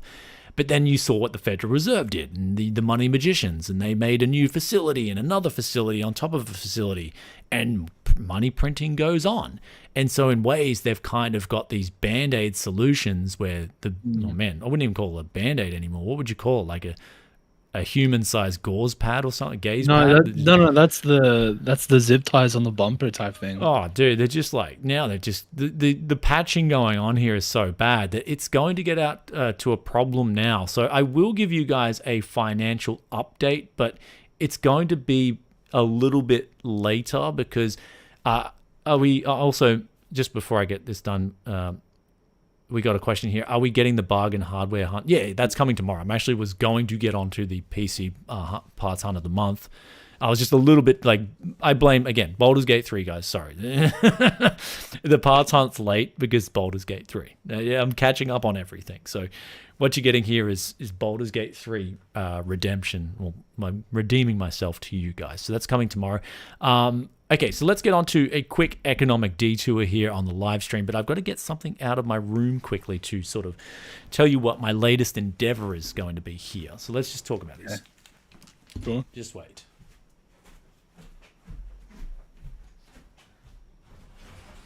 Do you think the 4070 Ti is worth the extra 200 over the 4070? Depends on what. Probably not, actually. So this book, That's let's 200. go over books right Okay. here. Let's have a look what he's got. Okay, so for starters, what I've realized, right, you got a lot of financial commentators. So there'll be a heap of financial commentators in the world right now. Oh, dude, and a lot of the guys will base their knowledge. I noticed because I've read this book start to finish. A lot of guys will base their knowledge on what is happening in the world off Edward G. Griffin and The Creature from Jekyll Island. This is such an in-depth read with so many good references and just it's this guy basically dedicated his life to making this book, and it is a masterpiece. Edward G. Griffin is like the GOAT. And Have you finished it? Yeah, I finished it, man. It was just mind-blowing. This book is mind-blowing because what you realize is the whole system of inflation is just one big scam designed to keep the average person poor, designed to keep them hanging on for breadcrumbs and just keep coming, oh, like this is going to change and that's going to change. And all the meantime, you've just got all this BS happening where the wealth gets transferred from the poor to the rich via inflation. And all inflation is a tax. That's all it is. It's a tax, but also it's a transfer of wealth. And so, so hard to read when the screen is reversed. Oh yeah, true. I did reverse my screen. No, it's fine. It's The Creature from Jekyll Island. Yeah, The Creature from Jekyll Island from Edward G. Griffin. So the book is so good. It's such a big read, though. It's an extremely long read. And so in the gist of the whole thing is it talks about how inflation's just been a scam for hundreds of years, and all the relevant examples of when you lose control of a base of currency when it's not tied to anything of real value. Sooner or later, that currency fails. It doesn't matter. It's always failed. And so that's the scary thing. We've got a currency right now. It's a fiat currency. And sooner or later, it's going to fail. And you're already seeing all the cracks in the system. You're seeing U.S. government debts out of control, the interest rates, the government, all these solutions, Federal Reserve, stopgaps, and the window. What is it? The lending window. What's the discount window? The discount window from the Federal Reserve. That's opened up its doors to save all these banks and buy their bonds back. It's just dirty, man. It's dirty because why do banks get a special pass? I mean, look, if you don't pay your mortgage back and you don't pay your loan back, dude, you're going bankrupt. That's all it is. The bank's going to seize your assets. Why is it these banks, they're in a privileged position now where they can suddenly get free printed money from the Federal Reserve to make up for their mistakes? Yeah. Anyway, this book just goes over why it's just all the same crap. It goes over so many different relevant examples of, over time, how the money magicians have spun all these different whole, like, oh, it's good to have this policy. It's good to have this different system in place. It's going to help people, right? When really it's just inflation. Yeah. So there's nothing. What's the age-old saying? There's nothing more permanent than a temporary government solution. So it goes to, yeah, and it goes back to that age. They always there's always a new facility. There's always this new act that gets passed. Like, for instance, if we look at Australia and this voice thing that's coming through, I'm very skeptical of it, extremely skeptical of it. Even Anthony Mundine came out and said, don't vote for it, because all it does is it relinquishes power from the people to the state. That's all it does. And when you take away power from the people, you take away power. Sorry? Go on. You take away power from people, you take away power of money as well. And once people lose control of money and itself, then they lose control of their economy. And things start heading towards full-blown communism. Way we go, everyone gets poor. And so before you know it, you wake up and things are in an Argentinian state. Even though, if we look at Argentina, isn't there a really popular person at the moment who wants to cut government by like 80% and actually take on... Wow. Yeah, he's gaining a lot of traction in Argentina. I seen that, Argentina, and he wants to change. He knows where all the mistakes are. I forgot his name, but he's just like, he wants to change everything. And the X Factor, who is... Okay, so they're calling him a far-right populist when really all he wants to do is just take away control of government. Yeah, so they're just going to ridicule him as this and that and this and that. And it's like, no, let's look at this guy's economic policies and what he wants to do for the people. It's a people that make up an economy. It's the people that make, did the government build your house? No. Did the government build your car? No. Did the government make your smartphone? No. The government doesn't do jack all for anything in your life, except, I mean, they just transfer wealth from one person to another. That's all they do. And in a lot of cases, they transfer money to themselves.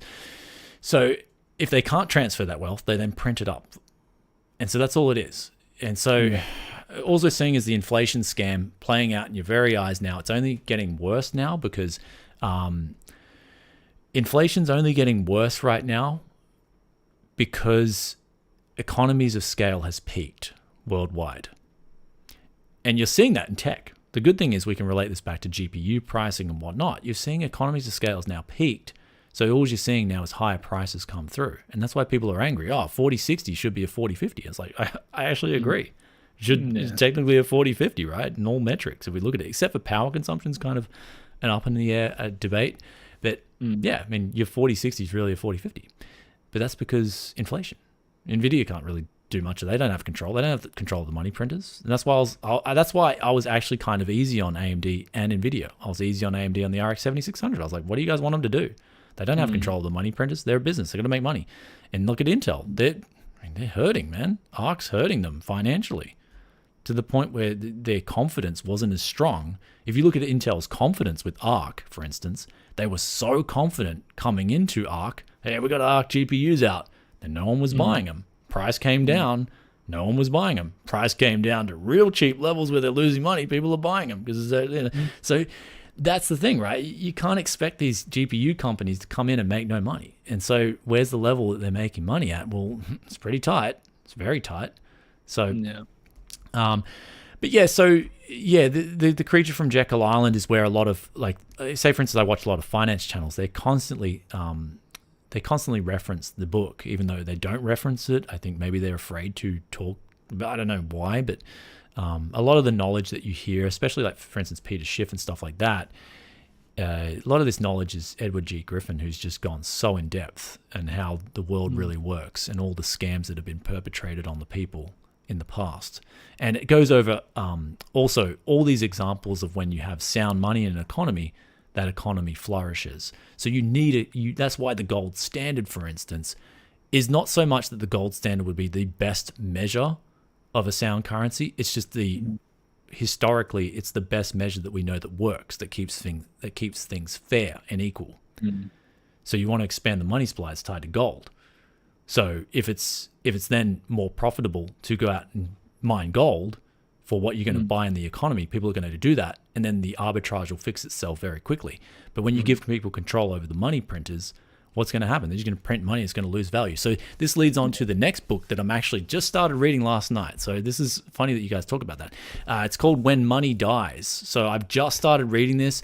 It's going over the Weimar Republic in depth. I really want to get an in-depth perspective on the Weimar Republic because I want to hear all the experiences that happened during that time. I want to put myself in other people's shoes that happened during the Weimar Republic, so I can get an idea of what that life-shattering inflation's like.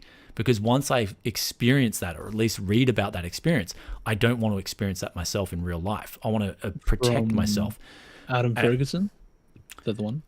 Sorry, let me just check it. Adam Ferguson, yeah, When Money Dies. So that's one that I'm reading lately because I've only just got into it. I can't tell you if it's good to read or not, like The Creature from Jekyll Island, but I want to, it's apparently going in depth as to what happens when they just lose control of money. And it's from what I'm seeing already, it's like this, it's just this system that feeds itself. And that's why there's a saying, it's so hard to put the inflation genie back in the bottle, because once you get started, once people realize that their money that they've got is losing value, and it's losing value very quickly, they're just going to go out and spend it all. And so that's going to add to the effect of inflation. So you can see here, inflation's like a snowball, except it's a red hot snowball, or I guess a meteor that's rolling down the hill, but the meteor is just picking up and everything sticking to it. And it's this flaming hot fireball that's coming through and destroying everything. And so that's what you've got to be careful of, because I haven't seen that yet, but I think the potential is there more than it's ever been in the last 20 years, especially because if you look at the amount of money that's been printed up in the last 20 years, especially in the last few years too, the amount of actual money that's been printed up, and you hear all these people talking about now billion-dollar or trillion-dollar companies now. Those figures is insane. The amount of money that's out there is insane. And so that money's in bank accounts, right? The simple thing of this is M2 money supply. That money all exists in bank accounts. And if that starts throwing itself out into the economy, and you see here, the money supply, if this money supply, right? So we saw, as I was saying earlier in the year, Silicon Valley Bank, right? April and March. That was the catalyst where my thinking sort of changed from there. I thought this was going to actually keep going down and go down very fast, like the Great Depression did, but it didn't happen because all these new stop gaps came into place, right? So so what they did was, I don't know if they had, I would just prefer them let the bad actors go out of business, but they kept all the bad actors in business by doing this. And so that's devaluing your currency when they did this right here. Yeah. So my thinking is going forward is I think it's more than likely looking like things are a repeat of the 1970s. Even though I haven't experienced the 1970s personally, I've only heard anecdotes of it. But it looks like it's most likely going to be a thing where by 2030, you wake up, stocks are still relatively the same price, but money's devalued that much that stocks will now be attractive. It's like, oh, yeah, the stock market's a bargain again.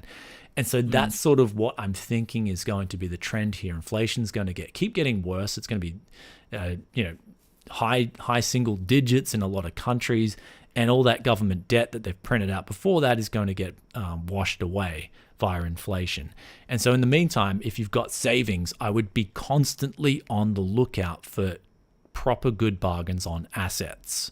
That's one thing that I want to drive home to you guys. Always be on the lookout. Who cares what your friend's doing, or who cares what this news article's telling you? If you know something's a good price, buy it, and especially if it's a real asset. That's my advice going forward, because this right here, actually, the more I analyze this stopgap right here, this was the turning point where things were either meant to go down, prices and deflation was meant to kick in, with banks collapsing and whatnot, and money supply getting chewed up and money becoming more scarce, versus what actually happened, and that was stopgap measures and money being printed and all this absolute, and the printers just stay on. They keep rolling on. It's all like, I see a lot of there's actually a lot of YouTube channels that sort of predict that this catastrophic crash is coming, and I think it's already here. You're seeing so many more people homeless, especially from what people tell me over in the US. It's getting really bad, homelessness. Even here in Brisbane, it's pretty crazy now. Really? Yikes. And so that's the real crash. It's coming in. It's called the inflation crash. So the inflationary depression is really what's kicking through. And hopefully a lot of this finance sort of off topic. You guys love finance. I love it too, but hopefully it wasn't too much. Well, the thing is with savings is if you're hoarding all your wealth in cash, that money is losing real value. Because absolutely, the value of the dollar is going down. That's who the sucker is. Somebody in chat was saying that hoarding money is bad for inflation. No, inflation is trying to offset that. They're saying, okay, your value is losing money. Oh, you should spend it on the economy, prop up GDP. That'll make the economy recover. But it's catch-22. No, savings is great. Savings is what makes up a proper economy, because you're only going to reward innovation. Like if I'm saving money, it's because I don't want to buy anything. Nothing's worth buying. So you force people to innovate, which is better for society. That cash is losing money. You don't want to hold a bunch of cash. Well, yes, in an inflationary environment where someone else, for instance, governments and central banks, have control over your money supply. So they're inflating your money away, which means that your best interest is to go out and spend your money and reward non-innovative companies or non-innovative things. That's the problem with inflation, right? That's why you need a sound money. You need sound money in an economy, because it then rewards innovation. That's the simple way of putting it. We can go into arguments, but again, sound money is always the way to go. And it's always the best way for a general populace, and in terms of having a better lifestyle, because all your improvements in your lifestyle comes from proper capitalism. We're not talking crony capitalism. We're talking proper capitalism, innovative, that gives power to the people, gives proper power to the people, and allows for innovation. When you have that, your life gets better. When you don't have that, you basically go into the delves of poor lifestyle, inflation, and then you have homelessness on the rise, and you have, what is it, for every 1% in America, I think the statistics was every 1% in America that's the unemployment rate grows, for instance, or, I mean, this was traditional unemployment. Nowadays it's like unemployment measures are just all over the place, but if we go to shadow stats, what is it, for every 1% unemployment, it's like 30,000 or something people die. That should be a very big concern for people, because better economic conditions lead to better lifestyles. So, I mean, I sort of, we take a detour here from sort of tech, but people love it, so I don't mind talking about it. But it's sort of like it's don't let it get you down. Always look. So if you're like me and you hate borrowing money and you hate the concept of it and you hate sort of mentally knowing that you've got to pay someone back, which I don't like loaning money. I don't like borrowing things off people. I'd rather work hard for it and acquire it. If you're like me, then at the moment you really want to seriously think about what you're going to get for your money, especially if you've saved up hard, because holding on to that money in this environment in the next 5 years is going to be very dangerous. That's all I think. Yes, cash can be good if the M2 money supply drops hard, but I mean, look at all these stopgaps in place. It's just some other excuse. And look at what's going on in Australia, The Voice. It's just more reason to hand power over to the government so then they can have control of money. That's what it gets back to. The reason I really hate that, like the entire concept of that, is the wording. They're saying it's a permanent advisory board. Nothing should be permanent. Everything should have a limit. Yeah, you should be like, yeah. So anyway, like I'm voting no. Like it's just like, no, government needs less control. They need less power. Where's the option to go the opposite? Should we take away the politicians who made this referendum? Yes, vote yes. Let's get rid of them. We need less politicians. We're the most over-governed country in the world, I think. Was that? Really? I read that.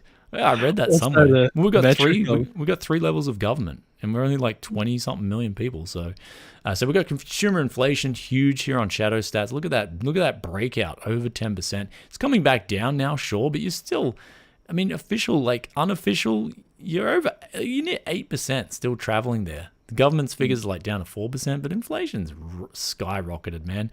It's even higher than the 1980s here.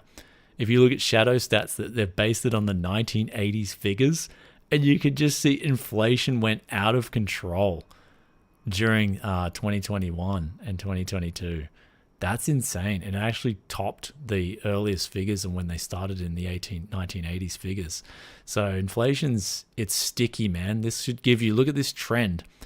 That's this line. If you look at this line and you put a straight line through that, that's what they like. This inflation's just, it's sticking around now. It's not going anywhere. So definitely be on the lookout for a deal. That's my advice. So I'll have some content in Australia more on finance and especially in other ways and things like that. But we also got a new member here, Joseph Kelly, member for 12 months. Thank you for the TYC supporter, brother. So another thing as well is like some of this might sound grim because like honestly, I'm not going to spin it any other way. It is grim, like especially if you compare it to the last 20 years. There's no other way to sort of sugarcoat and go, hey guys, inflation's great. It's going to be a great thing. There's no other way. But well, there's politicians who try. Well, that being said, it's one thing you can do is always just take care of your health as best as you can. I could even do a video on sleeping because I've actually got some really, in the last few months I've been really getting on top of my sleep, and I'm getting like last night I slept 9 hours just straight, dude. Like I have not had a good sleep like this in a very long time. No, you were telling me you slept really well, but what's your average? Like before I did all the stuff that I did, it would be like 5 or 6 hours. Oh, now I'm getting like. That's real bad. I know. Now I'm getting like a solid 7 or 8. I want to see how long you sleep in Oz, because when you were in Taiwan, you slept for a solid like 10 hours. I know. So it's probably deprived. So there's a lot going on there. And so that's what I mean. I've done a lot of research on the topic. And so you need to have certain things in your life. So I could do a sleep video. Oh, my camera ran out. We've been live streaming for that long? Ah. All right, hang on, guys. No signal. Camera battery. Get your questions ready. Can't relate. I'm on AC power. Yeah, even there's people saying Baldur's Gate 3, even Baldur's Gate 3 has the gold standard. That's okay. Grab another camera battery. Away we go.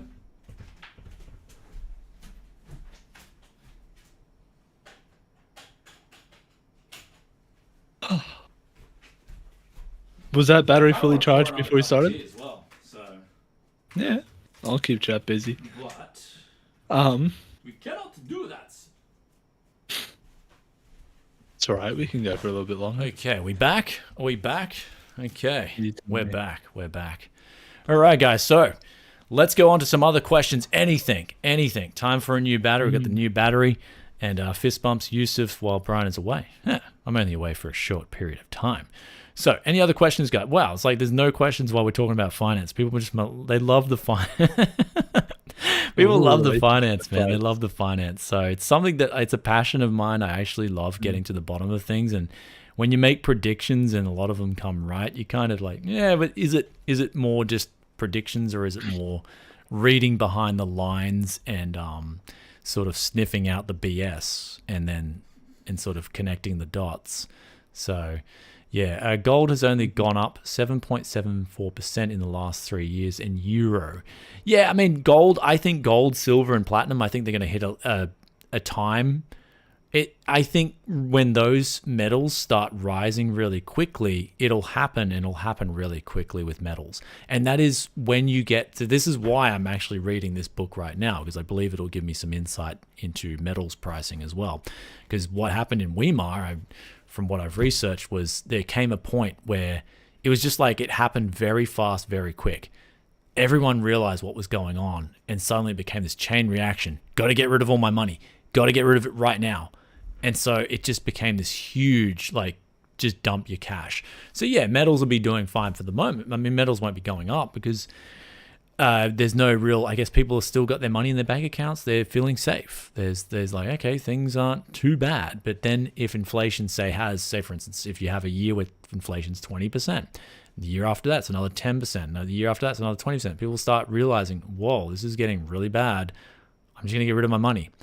Metals is always one of those first avenues where people go to dump their money. And that's been a way historically. So, yeah, and Sergey Bossman, 50%. I mean, I wouldn't say 50% crypto. I'd just say Bitcoin. Like, if I was to buy a crypto, it would only be Bitcoin. And that's because it has the best track record.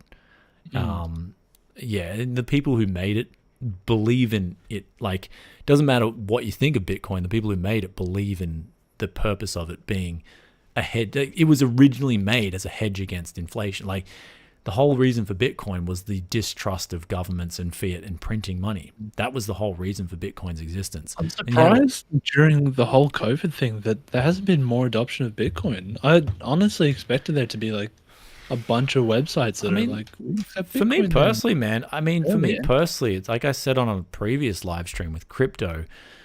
If you want to overpower government, you don't do it with a cryptocurrency, man. They can confiscate it. They look what's happened in China. I mean, like you can or ISP block it. Say, yep, anyone who's got a Bitcoin link. Exactly, man. So it's the old-fashioned, tried and true method, revolution. That's the only way you tell the government to stick it and bring back a proper standard of money.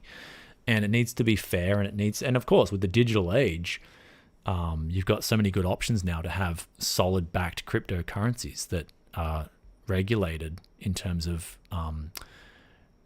audited. Audited's the right word. They're audited. So you've got, one gold coin is actually tied to, say, point. Well, they tried to do that with like USDC and stuff like that, but they're all there's just no trust on the back end. Yeah, there's no trust on the back end until there's like that system where it's like we've proven there's no way anyone can rug pull you. Then. Yeah. So anyway, I was looking for good recommendations off The Creature from Jekyll Island. This one was one of the first ones that got propped up when money dies. So that was a book I'm going to research now. And after I'm done with all that as well, there's a lot of things in the pipeline and what I'm doing besides. But I'll always be transparent with you guys and tell you what I've got and what I'm doing with my personal life as well. But the age-old saying as well is one that rings true. The best advice I can give you in one sentence is be fearful when others are greedy. Be greedy when others are fearful. And that's the best quote of all time in terms of your personal investment life. In other words, have the confidence to buy things when you know they're cheap. Don't care about what anyone else is saying. If you know something's a good buy, go buy it. Don't listen to the noise. F the noise. And that's it. So F the noise. So that's the main thing that's the best piece of advice I can give you guys. So whether you think it's a Darth Maul cup, like I actually bought 3 of these mugs. I got them $20, the whole 3. I remember years ago I paid $5 for one. So inflation adjusted, I'm actually winning here with these mugs. So I got 3 of them and I couldn't be happier, but it's a bit of a stupid example, but I'm talking about big decisions, right? Don't mess up with the big decisions. So I invest in retro hardware. I mean, hey, collectibles are absolute gold. Like they're actually really good. Well, you have to have like some insight where it's not valuable now, but it will be in the future. Oh yeah. So for me, I'm always looking to get a Harrison Ford collectibles, dude. Like Harrison Ford collectibles, I think would be pretty good. Don't you have some old school Star Wars merch or something that you were telling me about? Yeah, man, Harrison Ford. Yeah. So like it's cynical, but you know when the dude cocks it, value of that stuff's gonna go like. I mean, I hate to be cynical. I wasn't expecting you to be that. He doesn't take care of him, dude. He's like a self-confessed, full-blown alcoholic. He's like, man, you know, like this guy ain't gonna last too long, you know? So, and his signature's apparently really hard to get. So, I mean, yeah, that's one. I tell you, these live streams, exactly, it's savage. But these live streams, guys, I'm not sugarcoating anything. So that's sort of like, man. So hopefully, if there's a Tech Yes City collectible in the future, and I'm about to cark it, guys. Go get the Tech Yes City. I guess that's my rule of thumb in life. Is like, I talk about other things how I'd want people to talk about me. I treat others how I treat myself. And that's always the way. Like, it's just, as long as you have a society that's built on that, I think You heard it society's here good. first. Get So, signatures while you can. So Harrison Ford signed memorabilia, anything signed by him, because apparently his signature is ridiculously hard to get. So anything with a Harrison Ford signature is like, buy it now. Yeah, it's just that's it's a very cynical, but hey, that would be like the low key. I guess one of the things that's been in the back of my mind for a few years would be Harrison Ford collectibles. So yeah, I mean, you heard it here first on Tech Yes City. So yeah, anyway, that's it, guys. I think chat's winding down. And I'm winding down as well. It's getting pretty late here, 10:30 at night. So yeah, guys, I hope you enjoyed this live stream. It's been really thoughts about China's economy affecting the world. So that's the final question we can dig onto. I guess right now, what you're seeing with any economy, I mean, China's... Scroll down. That happened like 20 minutes ago. Well, yeah, but like, okay, so China's economy affecting the world. I mean, of course, any economy that's that big has the potential to affect the world. If it depends on what China wants to do. Do they want to let the printers roll up and patch things over like America does, or do they just want to let things naturally crash and heal? Which, if you see a drop in demand, then that will, butterfly effect to the rest of the world. That'll definitely send ripples and shockwaves out to the rest of the world. So yeah, I mean, there's potential there for the Chinese economy, if it drops heavily, to definitely affect the rest of the world. But it's something I just wouldn't lose sleep over it. Right now, I'm seeing so much fear out there. Actually, now I'm seeing a lot of fear, and it's like, what you should be doing is just where you are, know your prices, look for bargains. Actually, now I think is the real bargain season's opening up for a lot of things. So if you've been saving your pennies, I think it's time to actually start looking. And so I wouldn't worry about tomorrow and, oh my God, there's gonna be this, and this collapse and that collapse. Yeah, you can look at that, but always look at what you've earned and what you can do with that money. You also have to look about the knock-on effects. Is it going to decrease the price they're willing to pay for imports? Is it going to affect their... Because didn't Russia say that they're accepting China's global currency now or something? I mean, I haven't gone that far. I mean, I'm dealing with Japan and Australia. That's the two things I know. I'm not going to move to China. I'm not going to move to Russia, so that they're kind of irrelevant what they're doing for me. But what I'm doing is in my own places that I have control over, I have access to. I'm looking at what assets are valuable, what's good deals, and what not. So always be on the lookout. And I think now that a lot of fear and paranoia is starting to spread, I think if you've been saving your pennies, know what's good value in anything, collectibles, whatever, real estate, anything. Always keep your eye out for a bargain. That's all you got to know. And at the moment, a lot of fear is setting in. A lot of fear, I'm seeing it everywhere. This crash is coming. This is going to be the end of the world. This is going to crash.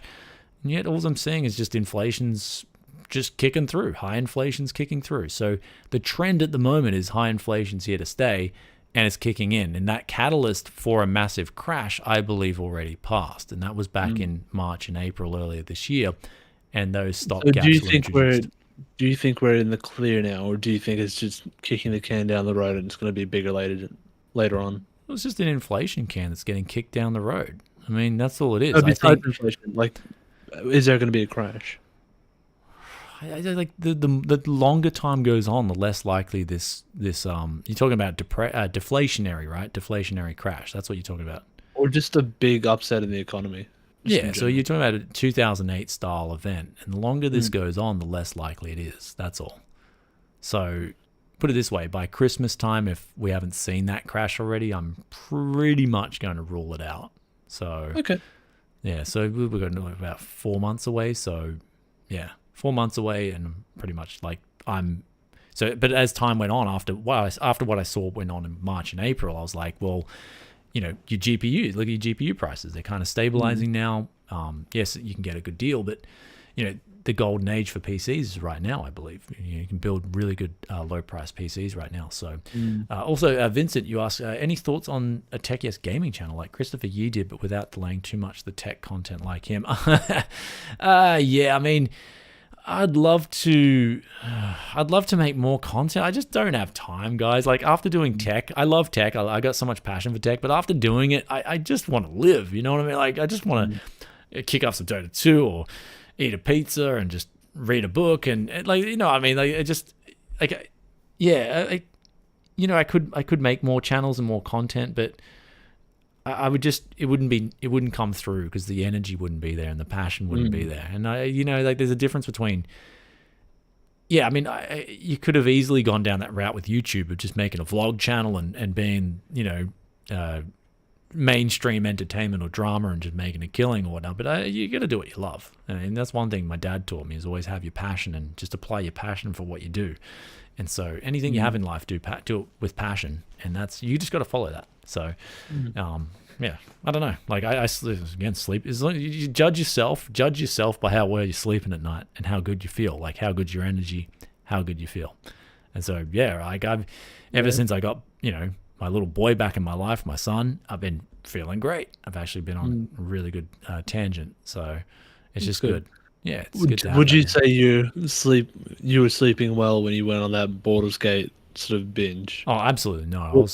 My sleep patterns were all over the place. It was so bad. You wouldn't say that you were feeling more relaxed, more rested? I was going to bed way too late, dude. It's like, you know, it was just, yeah, that was an offset. So yeah. How much does that 4K camera that you have cost? So I got it used in Japan. I think it's like about 2,500 USD. It's very expensive. It's probably one of the most expensive pieces of equipment. But I got that used. I got the lens on the camera used as well. So everything, like, you know, what I preach on the channel about value and stuff, I'm always looking for the best deals. So did you ever end up getting that other camera fixed? Well, no. I've got to fix that up. So yeah, I got to go get that fixed. What's waiting on? I got to go to Tokyo and get it fixed. So anyhow, okay. So there it is. So, been at the same job 2 years without a raise. Lucky I don't pay rent. Times are weird. There you go, yeah. Well, that's the majority of people aren't getting really... In Japan, it's actually a huge problem because inflation's really starting to bite here and the salaries are already tight. So, Sergi Botsman, just $2 Canadian. He said, one up. Oh, thank you for the clutch donation. We're going to close off the stream soon. And don't do that, guys. Don't, like, as we're going to close off the streams, like, mad donations rush in. It's like, no, don't do it tonight. Last time was crazy. Yeah, so yeah, I remember one time we were doing a live stream, like we're gonna close it off, and just like flooding with donations. I mean, but yeah, hopefully you guys really enjoyed this one. I will be making a dedicated finance video. I love it that you guys love the finance content, but yeah, I when I make finance content, I don't want to sort of just make it for the sake of making it. I want it to actually have some impact and some guidance that you guys can relate to. So I do them here and there, and I think in last year and this year, earlier this year especially, there was a lot to be careful of. I think now going forward, my outlook is generally it's just going to be a long, painful period of inflation where things are going to, things are going to just stay more or less the same, but a lot of people are just going to get 1970s style suffering. And so I kind of want to get... a lot of experiences and see what I can correlate there and relate to you guys. So, but one thing for sure is... That sort of stuff, you can't really just say off the cuff. When you're putting out... Like, a stream is different, but when you're putting out content, you have to research it and make sure you're right. Oh, yeah, that video today took me so long to do. Like, the FSR 3 versus then the DLSS 3.5. No, I'm talking about, like, finance stuff. Oh, but in general. Really careful about. In general, like I like to do like proper research because when I put out a video, I'm like, would I watch this video myself? That's always in the back of my mind. I'm like, well, no, if it's not, I don't release it. A reflection of you as a person, like how knowledgeable you are. If you put out a video with the wrong content, then it sort of implies that maybe you don't know what you're talking about and you lose a little bit of credibility. So of course you have to be right. You have to do research. Well, you just got to do your research. And so you've always got to have like, I don't mind releasing information that's ambiguous, I guess, a little bit, but I guess I don't like, as long as the final message is right and it's just, the most important thing, as long as the final message is justified. Like you've gone through the steps and you've justified that final message. So if there's any nuances through the video, as long as that final justification is still valid, that's the big one. So Anyhow, all right, guys, winding down, and it's been a late one, but yeah, this month has just been a Baldur's Gate 3 distraction. But now we're finally back on top, I guess, after this month on everything. So hopefully next month we will see you early next month. Like tomorrow, I'm going to go on a parts hunt. And then so we're going to bring that. We're going to see what deals we get. But then later on in the month, I should be back in Australia. And I am just, like, honestly, I am etching to clean up some dirty PC parts. Like, I really want to get my hands dirty. Literally and metaphorically here, guys. I just want to get them dirty on those used PC parts, see what real hardcore bargains we can snatch up. At WD-40, I'm edging to get our stuff out, clean up some PCs, see what we can do, because that's what we're going to do. We're going to do that, and that's what Australia's going to be a lot more of that sort of stuff. September is going to be a Starfield distraction. I mean, I'm like, no, not after Baldur's Gate 3. I'm putting myself on a break. Like, dude, Baldur's Gate 3 almost ruined me. Like, it was that good of a game. It almost ruined me, and that's like, people are messaging me like, yo, bro, it's 3 a.m. Like, so they maybe just woke up to turn their PC off or something. And they're like, well, this is Brian Bolt. Why are you in Baldur's Gate 3 still? Yeah, I reply like, yeah, dude, just, yeah. I didn't even say anything. I was like, yeah, dude, just, yeah. Yeah. Like, it speaks for itself. Like, what am I going to say? At 3 a.m., Baldur's Gate 3. Like, what else is there to say? It's just, yeah, so... That's that one. So no, I'm not gonna do like I'll benchmark Starfield, but like I'm not gonna get addicted to it. So that's it. Do you enjoy that style of game? Is it like Fallout 4 kind of thing? Not from what I seen. Actually, I haven't seen that much. Is it like Space Cowboys meets Fallout 4? I just don't know. I don't know the genre yet. Like I know a lot of people have been excited for it, but I just haven't taken my detour on it. So. Yeah. All right, cool. Anyway, guys, I would love a finance channel too. That takes a lot of work. Yeah, I mean, hopefully the dream is to get a finance channel and have the main channel here set up as well. So that's it. Did Little Man find your Spider-Man stash? No, he hasn't found it, dude. So he's too glued on his 8-bit do. So anyway, guys, yeah, that's it. But yeah, thank you guys so much for tuning in. Make sure you hit that like button as well. Really appreciate it. If you got some questions that I missed during the live stream, do apologize. There's a lot of questions and a lot of comments come through, and drop them in the comment section after this live stream and I'll get back to you. And yeah, hopefully you guys enjoyed these streams this month. It's been definitely a return to energy and a return to normalcy here after the hiatus, and that's it. We got if you're just tuning in, damn. Sorry if you just missed it, man. We literally it always happens every time we like start to wind down. Oh, I just got here. Yeah, we're just winding down. But it's awesome that you guys request the finance. I like that because I like that, and hopefully I can help some people. And if they're uncertain, especially that feeling of uncertainty, and if I can help them navigate that and feel better about themselves. Especially if you've been there's nothing worse than working hard, saving your money, and watching that value deteriorate. That's like a biggest punch in the mouth. Like that is just, it's like that feeling, right? You feel like you've been cheated. You feel like you've been deceived, and you have been cheated. You have been deceived. So if I can help people navigate those waters any way I can, then I want to do that. So.